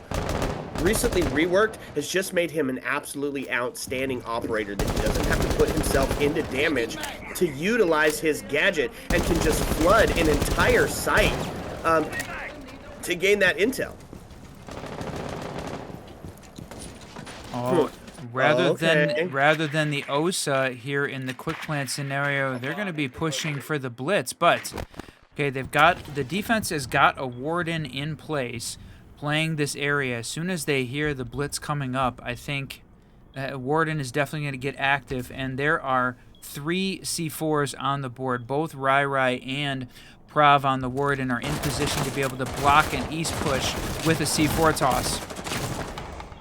Yep, and it looks like they might be getting set up here. There's the Grimbees that are going out, and it's, drawn out that C4. Yep, there it is. There it goes. He's going to push back in and not going to capitalize on that, as now he is going down for the plant. It's a backwards turtle plant. Oh, they did. They're going to be taken off the board, but the C4 going to capitalize. And now takes us into a 4-4 scenario, and the diffuser is cold right inside the entrance. They are going to capitalize. The song going to get taken off the board as Flicks are going to live up to his namesake. Gridlock back inside. Taking one warden to go down, and that's the play you needed. No C4s to deal with it, and now we're in a post-plant scenario. Sheesh! I don't mean to get so loud and active here, but holy cow, this is some exciting siege play on the decider map. Mustard holding that metal area, hoping for to catch anybody trying to push up, and there it is. Gonna find it. Mustard to take Perseus off the board. Gonna lose his life for it. It's gonna be the grenade to send out and stop that potential long arm. Bunch of damage done onto the mute, but still able to survive, and that's gonna be the end of it. Mouse 1 looking great on the attacking side of border. Indeed, Mouse did win. Round 5, we head in with a 3-1 deficit here, 1 HP behind on their defensive half. And up until now, up until border, both Consulate and Clubhouse feeling very defensive-sided all the way through both of those maps. This is really the first time we've seen the attackers take control of a map and push forward. And on the back of a couple great plays and completely different pushes there from the attacking squad of Mouse. Yeah, no kidding. And they're going to run it back. They're not going to, well, the attacking side is going to run it back. They're not going to opt for another 2F hold. He's going to head down to that workshop ventilation bomb site. Not going to bring the same ops that we brought the last time, right? We saw both. Oh. located a bomb. Okay, sorry about that. We saw last time they played this Vent Workshop area, we saw some landscape redesign as the architect and castle were going to be on the board. Instead, we're going to opt for Thorn. We're going to do a little bit of traps as we want to try to slow down this aggressive Mouse 1 team on border, and that's a good way to do it, both Legion and Thorn.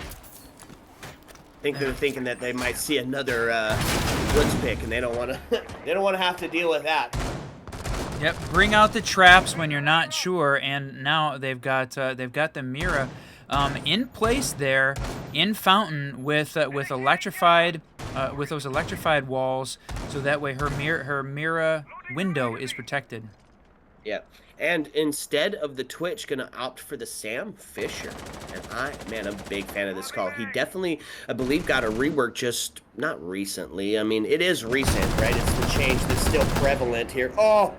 My lord, not able to capitalize off that kill. But now, yeah, he can, once he drills those through, the homie's going to be able to take control of those cameras and do exactly what needs to be. It's the Legion goo to go off, as Scuda taking a bit of damage, and there's going to be that first one taken off the board off the back of that 0 cam. So not only do you get the intel, but you also... Oh man, more Legions. You can just hear those things going. That's right. He's got this whole upper sight covered. But you also got that laser from those SAM cams. Stay clear of the blast! Bandit in this this power position up here in Armory, you know, got the breach wall electrified and covering the jump in into B site. Gonna need to work on clearing him out if they want to have a chance at a B plant at all. Yeah, absolutely. They do have hatches open though, so the potential for the drop in, should they get that vertical control, is huge. Prov though gonna be in sight with a shotgun to make sure that that very thing doesn't happen. Only 2 C4s on the board. Oh, they know that Bandit is up there. Not just Bandit, but Mira and Thorn as well. And you got the hatches open, so they're not afraid to play this. Oh, wow, what a shot. What a shot. Reno. Huge pick. That's going to be Rye taking off the board, now taking us down into a 3v3. 39 seconds left on the board. Flixer going to try to take that shot. Going to miss it on the runaround, but Bandit now in a position to try to take that gunfight should he choose to re-peek it, and it's going to be a tough climb back here for the Mouse 1. Oh, the Legions. A triple. Oh, my lord. A triple. Stackable goo damage. You don't want to be caught on that one. Oh, my lord. A 4th one. Legion just being an absolute menace with those goos. Sound cues. I think we heard 6 Legion mines go off on that thing. Right? 4 at the end there, and then 2 or 3 right at the very beginning. Yeah, if there was going to be an opportunity for Dokkaebi to push in unannounced and try and grab a kill, Legion completely cut that off with great placement there, knowing that they had the other side of Workshop covered with a defender, and leaving metal stairs and the entrance into B just completely covered with those goo mines. Well played on the side of the defense there. That's right. Out of a possible 8 goo mines that could be had, I'm pretty sure we saw 7 of them get hit in that last round. Talk about great use of utility and conversion on, you know, the utility converting into kills. They pulled it off here. Yep, absolutely, and it's going to be Mouse up by 1 as we see the last round of the first half of the last map. Boy, try to say that 5 times fast. No, I don't think I will. I'm gonna leave that up to you, my friend. No, I don't think I will. Okay, attacking side of it's going to be a lineup that you've seen before. Blitz going to be back out and in the hands of Scuda. Could be pretty tough. Man, Flixer 10-2. And in the vast difference between the 2 operators, Flixer coming alive, but Rye being shut completely down, not able to buy himself a kill in these first 5 rounds, dying every single go.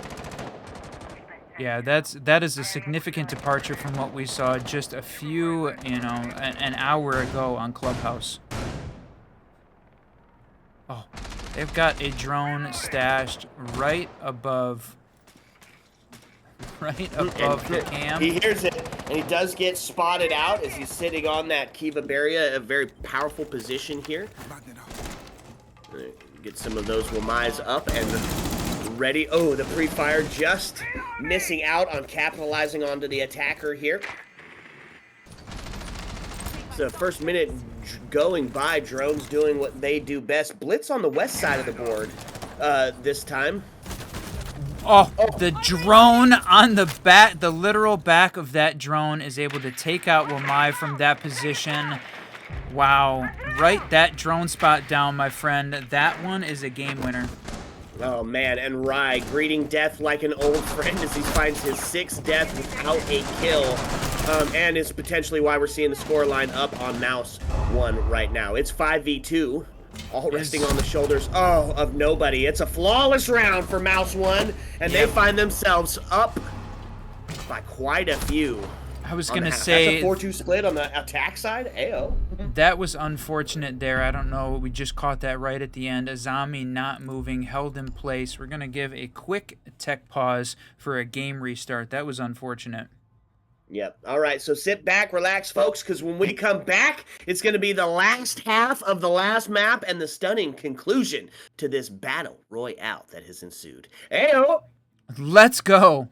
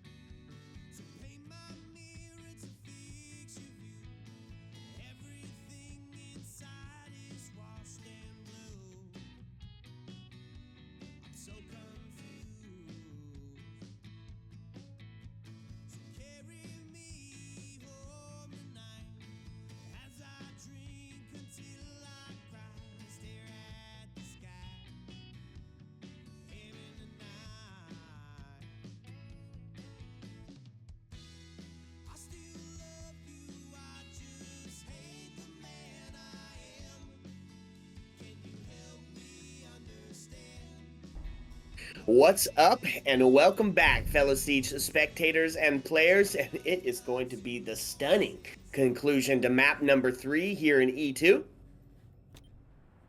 Mouse trying to put this one away, and they find themselves up by 2 on starting their defensive half.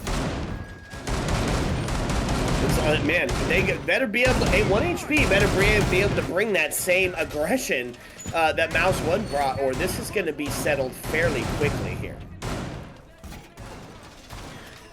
On the defensive side of it, let's see, it's the op swap. Going to see what Mouse 1's bringing to the defensive table, and it's going to be fairly standard for a 2F hold. We are going to see Bait bringing out that Mira. Flixer, 11 and 2, going to put themselves on the Architect, and that's a good call, right? Because what you're wanting is to put the operator on a zombie who's going to be able to stay alive, who's going to be able to utilize those barriers, especially in the late round. A little bit of intel as Mozzie going to be on the board, and of course, Scuda bringing out that Legion. That might be, on that last round that we watched, that might be the most Legion traps we have ever seen hit on this Siege Double Shot channel. I mean, 7 out of 8, I'm pretty sure. We'll get a confirmation. We'll go back and count it, and maybe I'll tweet about it later. But it was absolutely devastating, incredibly effective use of the Legion. Let's see if Scuda going to be able to bring that same force to the table. That's right. It was an incredible play there defensively by Legion, getting those all in the right spot. And unfortunate that we saw the Mouse team hit every single one of those.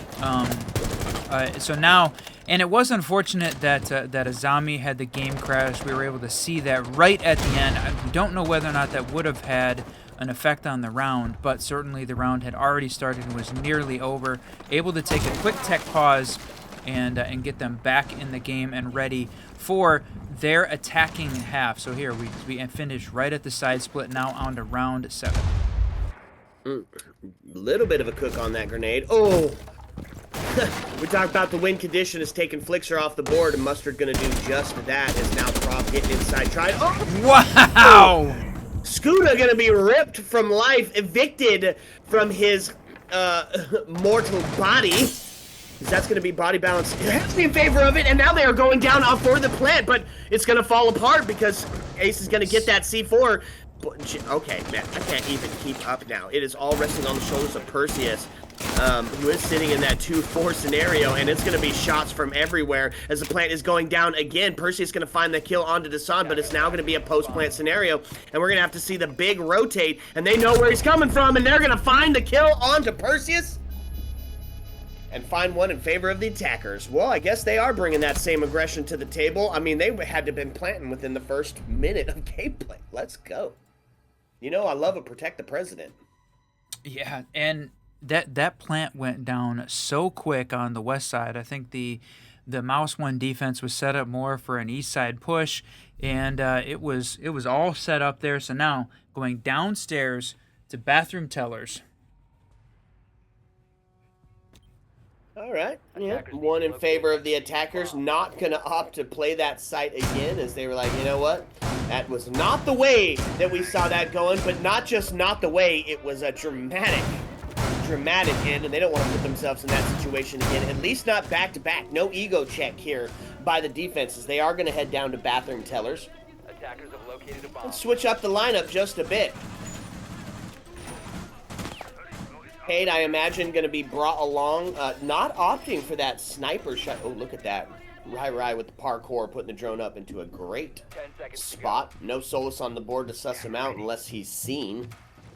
5 seconds to go. A semi-extension into workshop here, but does not appear to be a big presence. Well, big is relative. N-dubs is larger than life. So if he's down there holding down, it's still going to give you a cause for concern because you got to push him, and he's got C4 capabilities. Larger than life indeed. And here we do see some of this this upper floor presence with Perseus, Warden, and Scuda on the Legion here. Mm-hmm. Okay, one away from tying this one up. 1 HP finding themselves an attack win. Gonna try to find another one here. And this is for all the money. If you're just joining us, and we appreciate you for hanging out, because there's a lot of Siege you could be watching right now. So we appreciate you hanging out with us for this E2 quals. But yeah, lots of vertical presence here. And oh, man, both Buck and Sledge starting to get active up on this west breach take. Trying to get some of that vertical floor control. They're going to have to push their way down and clear out some of those attackers that are playing over in office here as they're going to try and make their push. And there it is, Prav getting Perseus off the board. And that's the Warden. Right, so any of those smokes that Dokkaebi brought now going to be able to utilize quite effectively. As we find ourselves up in the body balance by 2 now. As we see a 5v3, and they're going to start opening up this floor, right? Sledge and Buck going to start getting to work to hopefully try and get themselves a real fish in a barrel situation where they can just point down and shoot. Also got a couple of names. Oh, look at this. N-dubs not giving away his location here as he's holding the angle. He's holding it a bit in a strange way.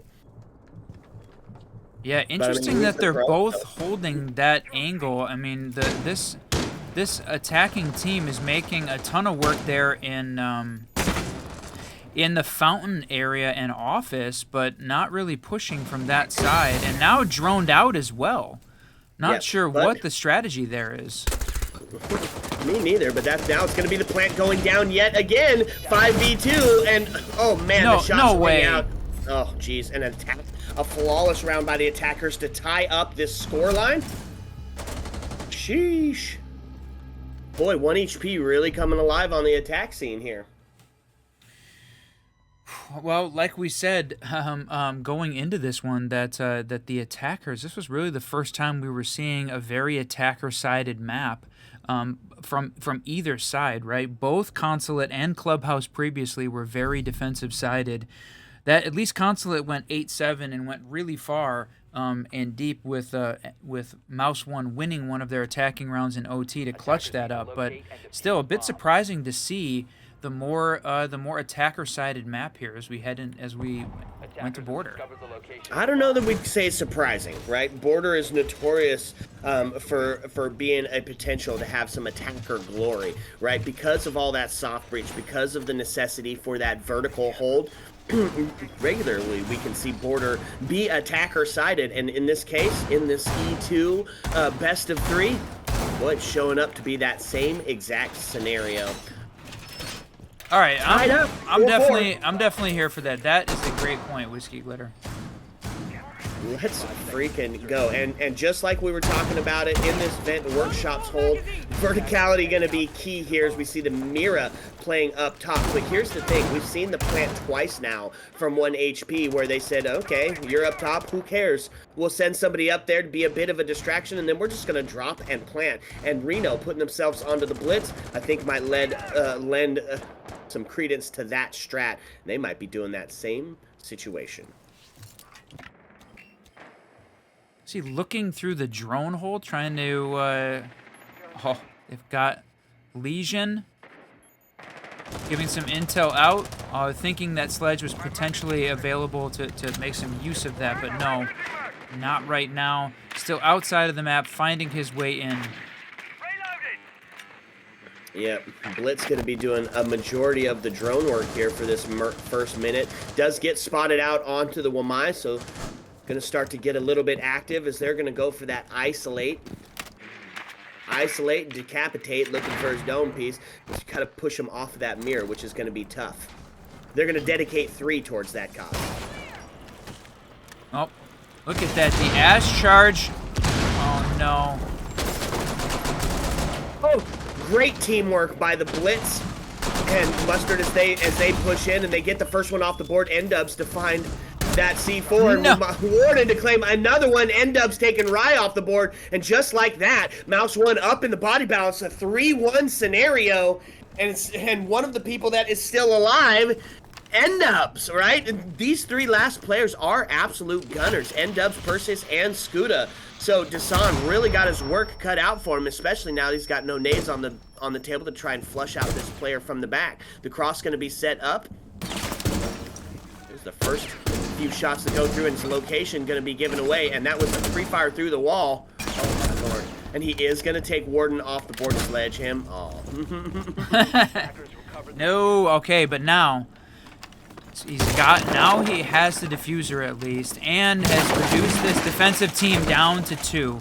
So they still have to deal with the vertical control, and they've got some of this intel coming out. Yep, there we go. The defender moving, knowing that Sledge seemed to be targeting her position downstairs. Yeah, no kidding. And does a bunch of damage onto the Mira, but it's still a 2v1. 30 seconds left on the board, and the drop goes through. No rotate there for them, so you're going to have to maybe use the shoddy here to get through. It's going to be the pre-fire. Not going to be able to see him. Going to have to take a shot through. Plant's going to go down, and now attackers become defenders. Defenders become attackers, and now you got to push them. But N-Dub's going to make quick work with that vector on Dasan.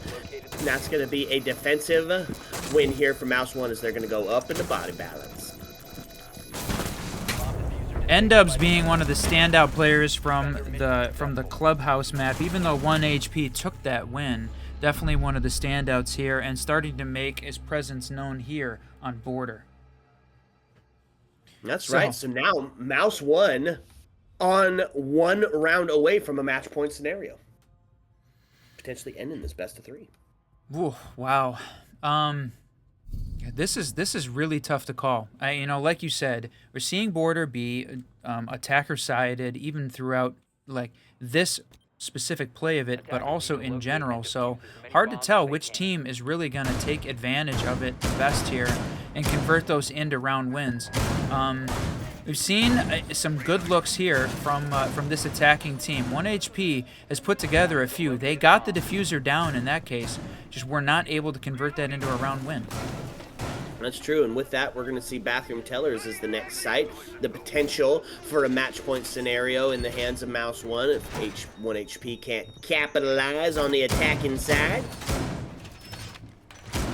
And a couple of new ops going to be brought out onto the board. Gridlock is just, I think, a very underrated operator and has seen her pickup rate increase dramatically since receiving those nades. I wonder if that's going to still hold true when that nade rework comes through. Do you think Gridlock's still going to be the preferred, or are we going to see the resurgence of Nomad for that flank watch? That's a good question, right? It depends on how we're seeing the teams play out with the nade rework, right? Because the nades still have all of their killing power. The only problem is that now they're going to be more useful for some of that utility clear as opposed to, the underneath kills. And that is still a really powerful piece of utility that the attackers can bring. The ability to push the defenders out of positions and into line of fire. I think that's still going to be a lot of utility there. Absolutely. Oh, man. The Brava out. Maybe going to try and catch themselves a Yokai drone. I love when they take active gadgets. Gadgets can really just do some incredible either damage or disorientation to you.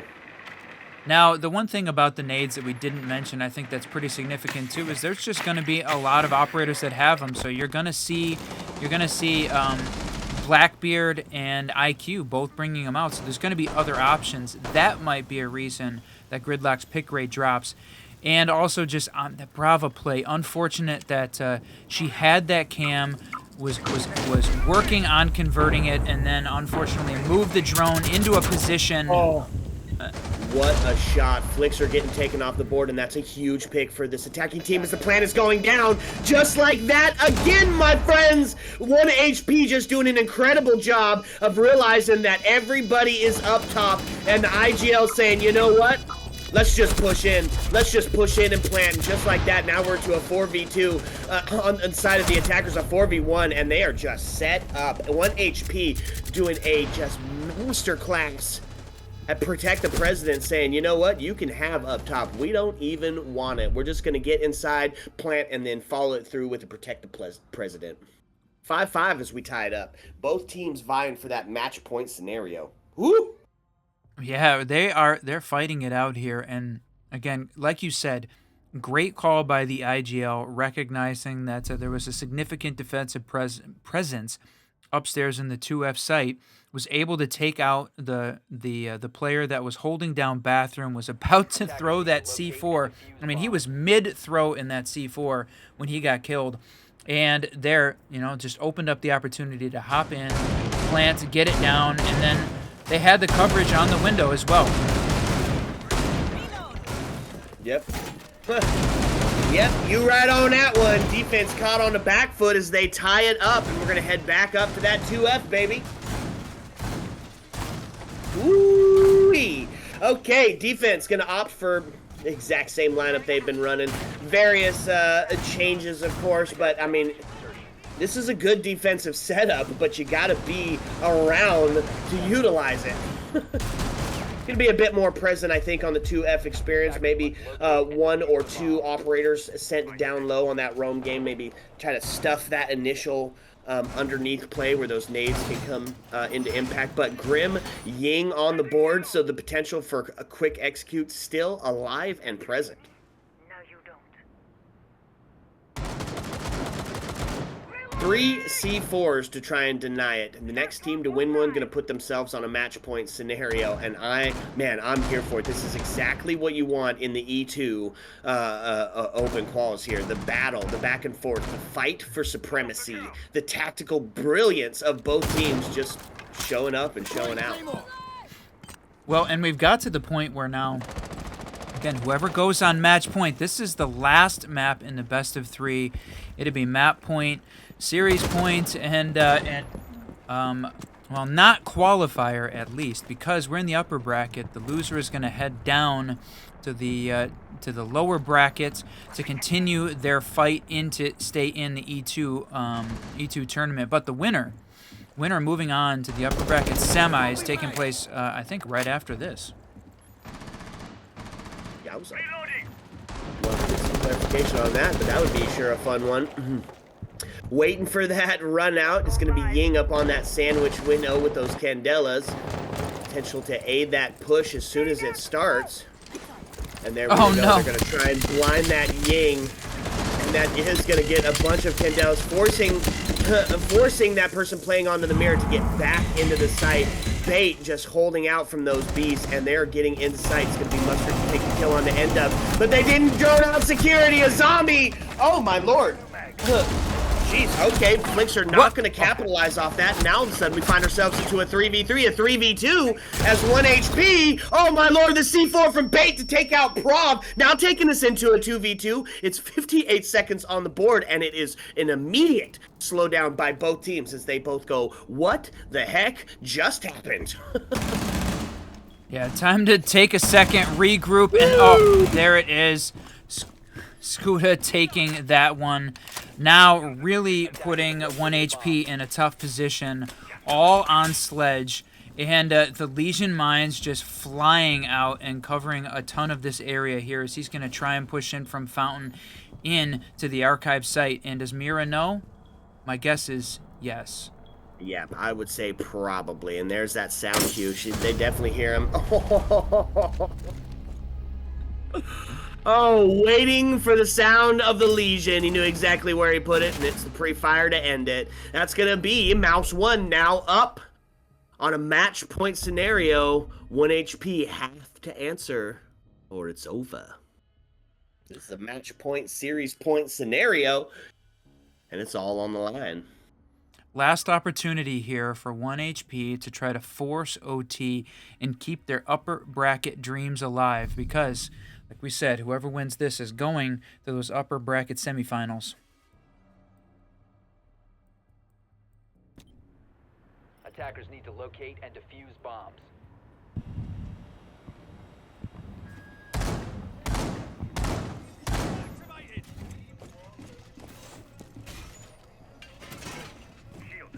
Okay, who did they bring on defense to hold down this workshop vent site? Yeah, so we're already going to see a bunch of util being put upsize for that top floor play because it's still necessary, right? You find yourself having to have that vertical presence, but you got to be a little bit closer, or you have to have your kill holes in those quick spots where they're going to get in and just freaking plant. So going to opt for the same thing because they have to. I wonder if we're going to see that same amount of utility, or at least operator utility, being held up here. What's going to be the switch up that's going to make this strat useful? Oh, good question. Right now, it looks like, again, the 1 HP team very spread out in terms of their attack, right? We're seeing, for the most part, a lot of the Mouse 1 team upstairs again, holding that upstairs site, but seeing a lot of utility here spread, or operator utility here spread out on the 1 HP team all over the map. Not really pushing together at this point. Yeah, no kidding. Leaves rooms to get isolated and taken out and then lose that man advantage. Okay, defense ready and set up. Prov making their way inside of customs. Takes a shot onto that custom area. Not going to get the kill. Barely going to escape in and hold on to their life. But Legion going to pay the price for peeking. Prov taking out Skuda 9 and 7 off the board. And that's going to feel pretty good for the attacking team as they're going to take that first bit of body balance. First bit of that man advantage. That's right, Prov 11, 7, and 1 downstairs. Obviously, they know downstairs. The question is, how much can you afford to push that position or stay bunkered back down? Mira says, not quite gonna push. Yep. Still going to be active. Oh, my Lord. It's going to be Grenade a grenade from below. downtown. Yep, taking out bait, but N-Dub's going to respond, taking Prov off the board. That's the frag leader here. Going to be gone on the side of 1 HP, but they still retain the body balance. They still retain that vertical presence, which means they're going to start to try to be able to isolate and systematically get themselves into place for that execute. They are most of this attacking team east side, and looking like they've got the stairs set up with all of those the gridlock tracks out to prevent a flank, but still trying to see how this execute is going to come together here. Yeah. Well, when you've got the body balance in your favor, it gives you a lot more options on how to execute. If they can find one more, they're going to be feeling pretty good. And it's going to be Mustard trying to get active on whoever's sitting up on that 2F location. Now gets tied up. Flicks are going to find the kill onto Rai, who now is 1 and 10. And just, man, that is just absolutely demoralizing and devastating, right? Especially if you're Rai. You pop off on one map only to get absolutely shut down and creamed on the next one. Boy, that's tough. That's definitely playing into the mental here. 10 seconds left. 10 seconds, and we're going to have to see the plant going down, or Mouse is going to take it. 5 seconds, there's the plant, takes it to 50, takes it to 75, going to stick this thing, and now it's No a way. post-plant scenario. I can't believe they got that off, and now a double kill rings out, and it's all going to rest on the shoulders of N-Dubs, but if there's one man to do it in this heroic effort, it is going to be this man himself. They've got the ping, they know where he's at, the cross is set, Desan going to use the L85 to claim N-Dubs' life, and that's going to be overtime, baby. 10 seconds ago, I would have told you that this looks like Mouse 1 was going to win it and end this series, but no, we are going to go to overtime for the second time in this best of 3. We went 8-7 on Consulate, where Mouse 1 took that and won. And here, we're seeing Mouse 1 on defense, 1 HP on attack. Okay. Mouse 1 on defense, 1 HP on attack. Say that's not too bad for 1 HP. Yes, it's come down to a couple of times. It's come down to the last few seconds of the match, but they have proved very dominant on the attacking side here and had several instances where they just went in and planted. Could be going in 1 HP's favor for the first round of overtime. Potentially. I mean, we did just see Mouse 1 doing a fantastic job of trying to save that last plant from going down, but And it was close. It wasn't, yeah, just wasn't enough. Yeah, and close only counts in horseshoes and hand grenades, which we're going to see whether or not this attacking team is bringing a few. Yeah, well, hand grenades for now, right?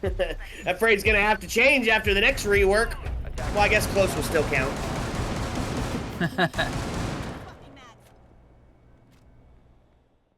All right. All right. Jinx, you owe me a Coke. That's right, got him, folks. Let's check it out, what they're bringing to the table. 1 HP, going to do a bit of a switch out. We're going to opt for some intel. Zero going to make his way onto the board. And that's a good call by Rai. If you're not getting the kills, go into that more of a supportive situation. Help support that push. Put yourself on the cams. Nobody wants to play that position, but it's necessary and it's vital. Boy, just about getting close to losing his life again there. Trying to take out that camera as Legion was close to take that shot. Ooh. Nice tracks coming out there, trying to hold off Perseus from being able to push that position on East. He's going to get droned out here. Yeah. Flicks are going to take a bunch of damage and reduce to that quarter HP scenario, but in the hands of Flicker, still devastating, still tough. Mirror going to be the next to fall. Oh, and the double rings out as the grenade going to click no one. way. Oh my lord, and just like that, it's down to a 5v1, all resting on the shoulders of Flicker, and 1 HP coming in, finding the biggest, baddest players in there and punching them straight in the mouth. Holy cow. I couldn't even keep up with the attacking action that was taking place there. 1 HP going crazy on that attack, taking the first overtime round, sending us to overtime match point again. Mouse 1 now on the attack. Okay. Prediction here, I'm thinking the way that these attacking rounds have gone, Mouse 1 is looking good. I'm hoping so because I want to see that final double overtime triple map push that you always ask for. And we are right here, my friend. Yeah, no kidding. Potential for that double OT. I've been asking for it all day, and we're potentially going to get one now for a 1v1 standoff. Oh, yeah. I think we picked the right game to watch here, my friend. Three players on the side of 1 HP sitting in that double-digit kills, making up for the lack of kills on the side of Rye. But, I mean, we talk about it. KD isn't everything, right? It's just been kind of the norm that we've been seeing kills kind of spread out a little bit evenly. Not going to be the case here, but they're still going to retain that scoreline advantage. And on the defensive side of it, it's going to be second verse, same as the first. We've seen all these players before being utilized by 1 HP, so it's a good call to keep running it.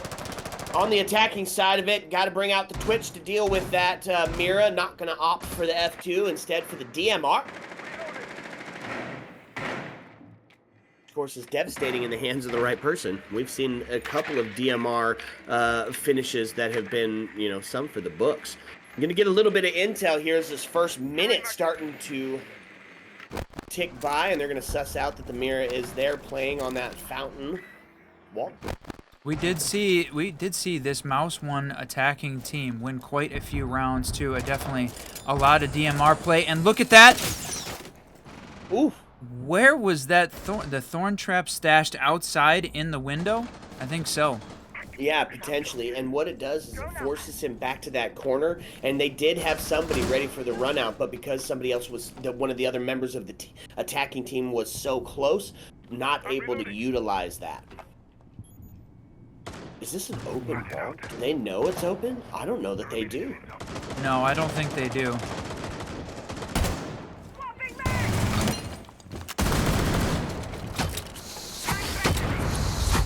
Kiva Berry's going to start going out and blocking off that east balcony stairs, or the south balcony area. Mustard does get reduced a little bit over his HP, or a quarter HP. Still alive, still able to WASD away to some relative safety. Ooh, Scooter getting taken off the board, and that's the first to fall, and it's going to fall on the side of Mouse 1. His body balance is now going to tip in favor of the defense. Azami going to be the trade out, though. Yep. You don't want to be caught on the wrong end of that one, and Azami going to pay the price. 56 seconds left on the board. This attacking team has to get active, has to secure a couple more kills. Gotta do something about these freaking Miras, or they're gonna find themselves in a too little, too late scenario.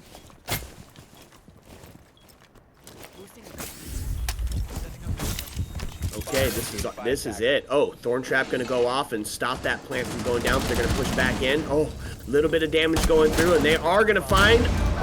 Oh, man. Yep, able to kill the planter. Now into a 3v2. Well, Mai does go down, potentially retrievable, but I don't know. With 20 seconds left, do you want to do that? Nope, of course he is going to get taken down. N-Dubs now all resting on his shoulders. 3v1, finds one, swings onto the chassis, but it's going to do it. 1 HP, gonna come up clean and take this best of 3. Wow. Wow. What a freaking match. What a freaking match. Absolutely insane. You said it, my friend. Oh, wow. A lot of double digits on the board here. Yeah, no kidding. But it was just Frag City in this best of 3, and man, I'd be curious to see what the kills ended up being like overall in that best of 3, because there was just so many instances of players going into that double-digit kill range, just a bunch of individual work off the back of teamwork. I mean, it was huge. Border delivered an exciting game, just like we expected it would. Long long crosses across the map, a great vertical play, interesting like setups and defensive holds. We saw some definitely some interesting siege here tonight, and what a great way to finish off a best of three. Very defensive sided in those first two maps on Consulate and Clubhouse, and then to come in attacker sided here to really show up for Border. It had all of the makings of what you wanted to see for an upper bracket quarterfinal. So we see 1HP moving on to those upper bracket quarters, and now the Mouse 1 team dropping down to the lower bracket for their chance to stay alive in these E2 open quals. Yeah, AO. Oh man, jeez, what a freaking game! I loved it. We picked the right one. I hope Yes, you we guys did. enjoyed it because it was everything that you'd hope E2 would be, and it delivered, my friends. OT twice, AO. Both Yeah. teams firing on all cylinders. Congrats, of course. Well, congrats to both teams for being here for one, but of course, congrats to the victor who will stay in that upper arena. That's What you right. think, Whiskey? Yeah, definitely congrats to the 1HP team, and Mouse One put up a great fight, and their E2 run is not over. So we're going to continue to hopefully see them in competition throughout the rest. We have more E2 coming at you today in general. There's a couple other channels that are showing games as well, depending on where you want to jump to, and there's a lot of Siege you could be watching. So we're really glad that you stuck with us for the 1HP Mouse 1 best of three here in the quarterfinals. And we're going to go to a quick break and see what the plan is for the rest of the tourney and see what games are available, whether or not the Siege Double Shot is going to bring you another game. We're going to be back also tomorrow at 6 p.m. as the last day of the Element 2 Open Qualifiers kicks off. Yep, that's right, baby. So sit back, relax, fill your drink up to the tippy top. We'll come back and shed some news to you. Heyo! Let's go.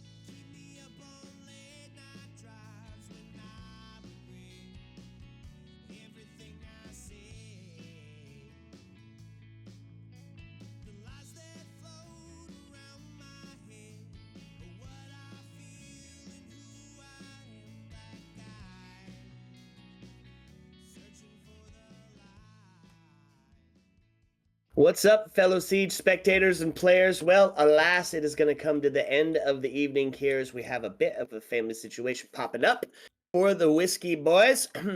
So, unfortunately, there will be no more Element 2 from the Siege Double Shot, but we are going to take you to a place that has got some more of that E2 coverage. So we're going to go raid out Super here. So we just want to say a big thank you to Element 2 for having us on for day 2 of this open quals. And we look forward to seeing you guys again tomorrow at 6 p.m. To pick back up where we left off. What'd you say, Mr. Whiskey? Yep, I think it was a fantastic. We got one of the great upper bracket qualifier quarterfinal matches there. That one was fantastic to see 2 overtimes in a row, and we'll be back tomorrow at 6 to finish out Element 2 Open Qualifier 2 to see who is going to go on, potentially casting some of those games, and then hosting one of the final streams there for that those 2 final matches potentially, just like we did in the Open Qualifier 1. So thanks everyone for joining us. There was a lot of Siege you could be watching. We're glad you did it here with the Siege Double Shot, and appreciate everyone. And thank you again to E2 for hosting this amazing tournament and asking us to be a part of it so we could bring it to you. Yeah, absolutely. So, folks, we come to the evening, the dreaded Southern goodbye. And as the lights start to dim and the jukebox starts to sing out closing time, my friends, as always, you don't have to go home. But you can't stay here.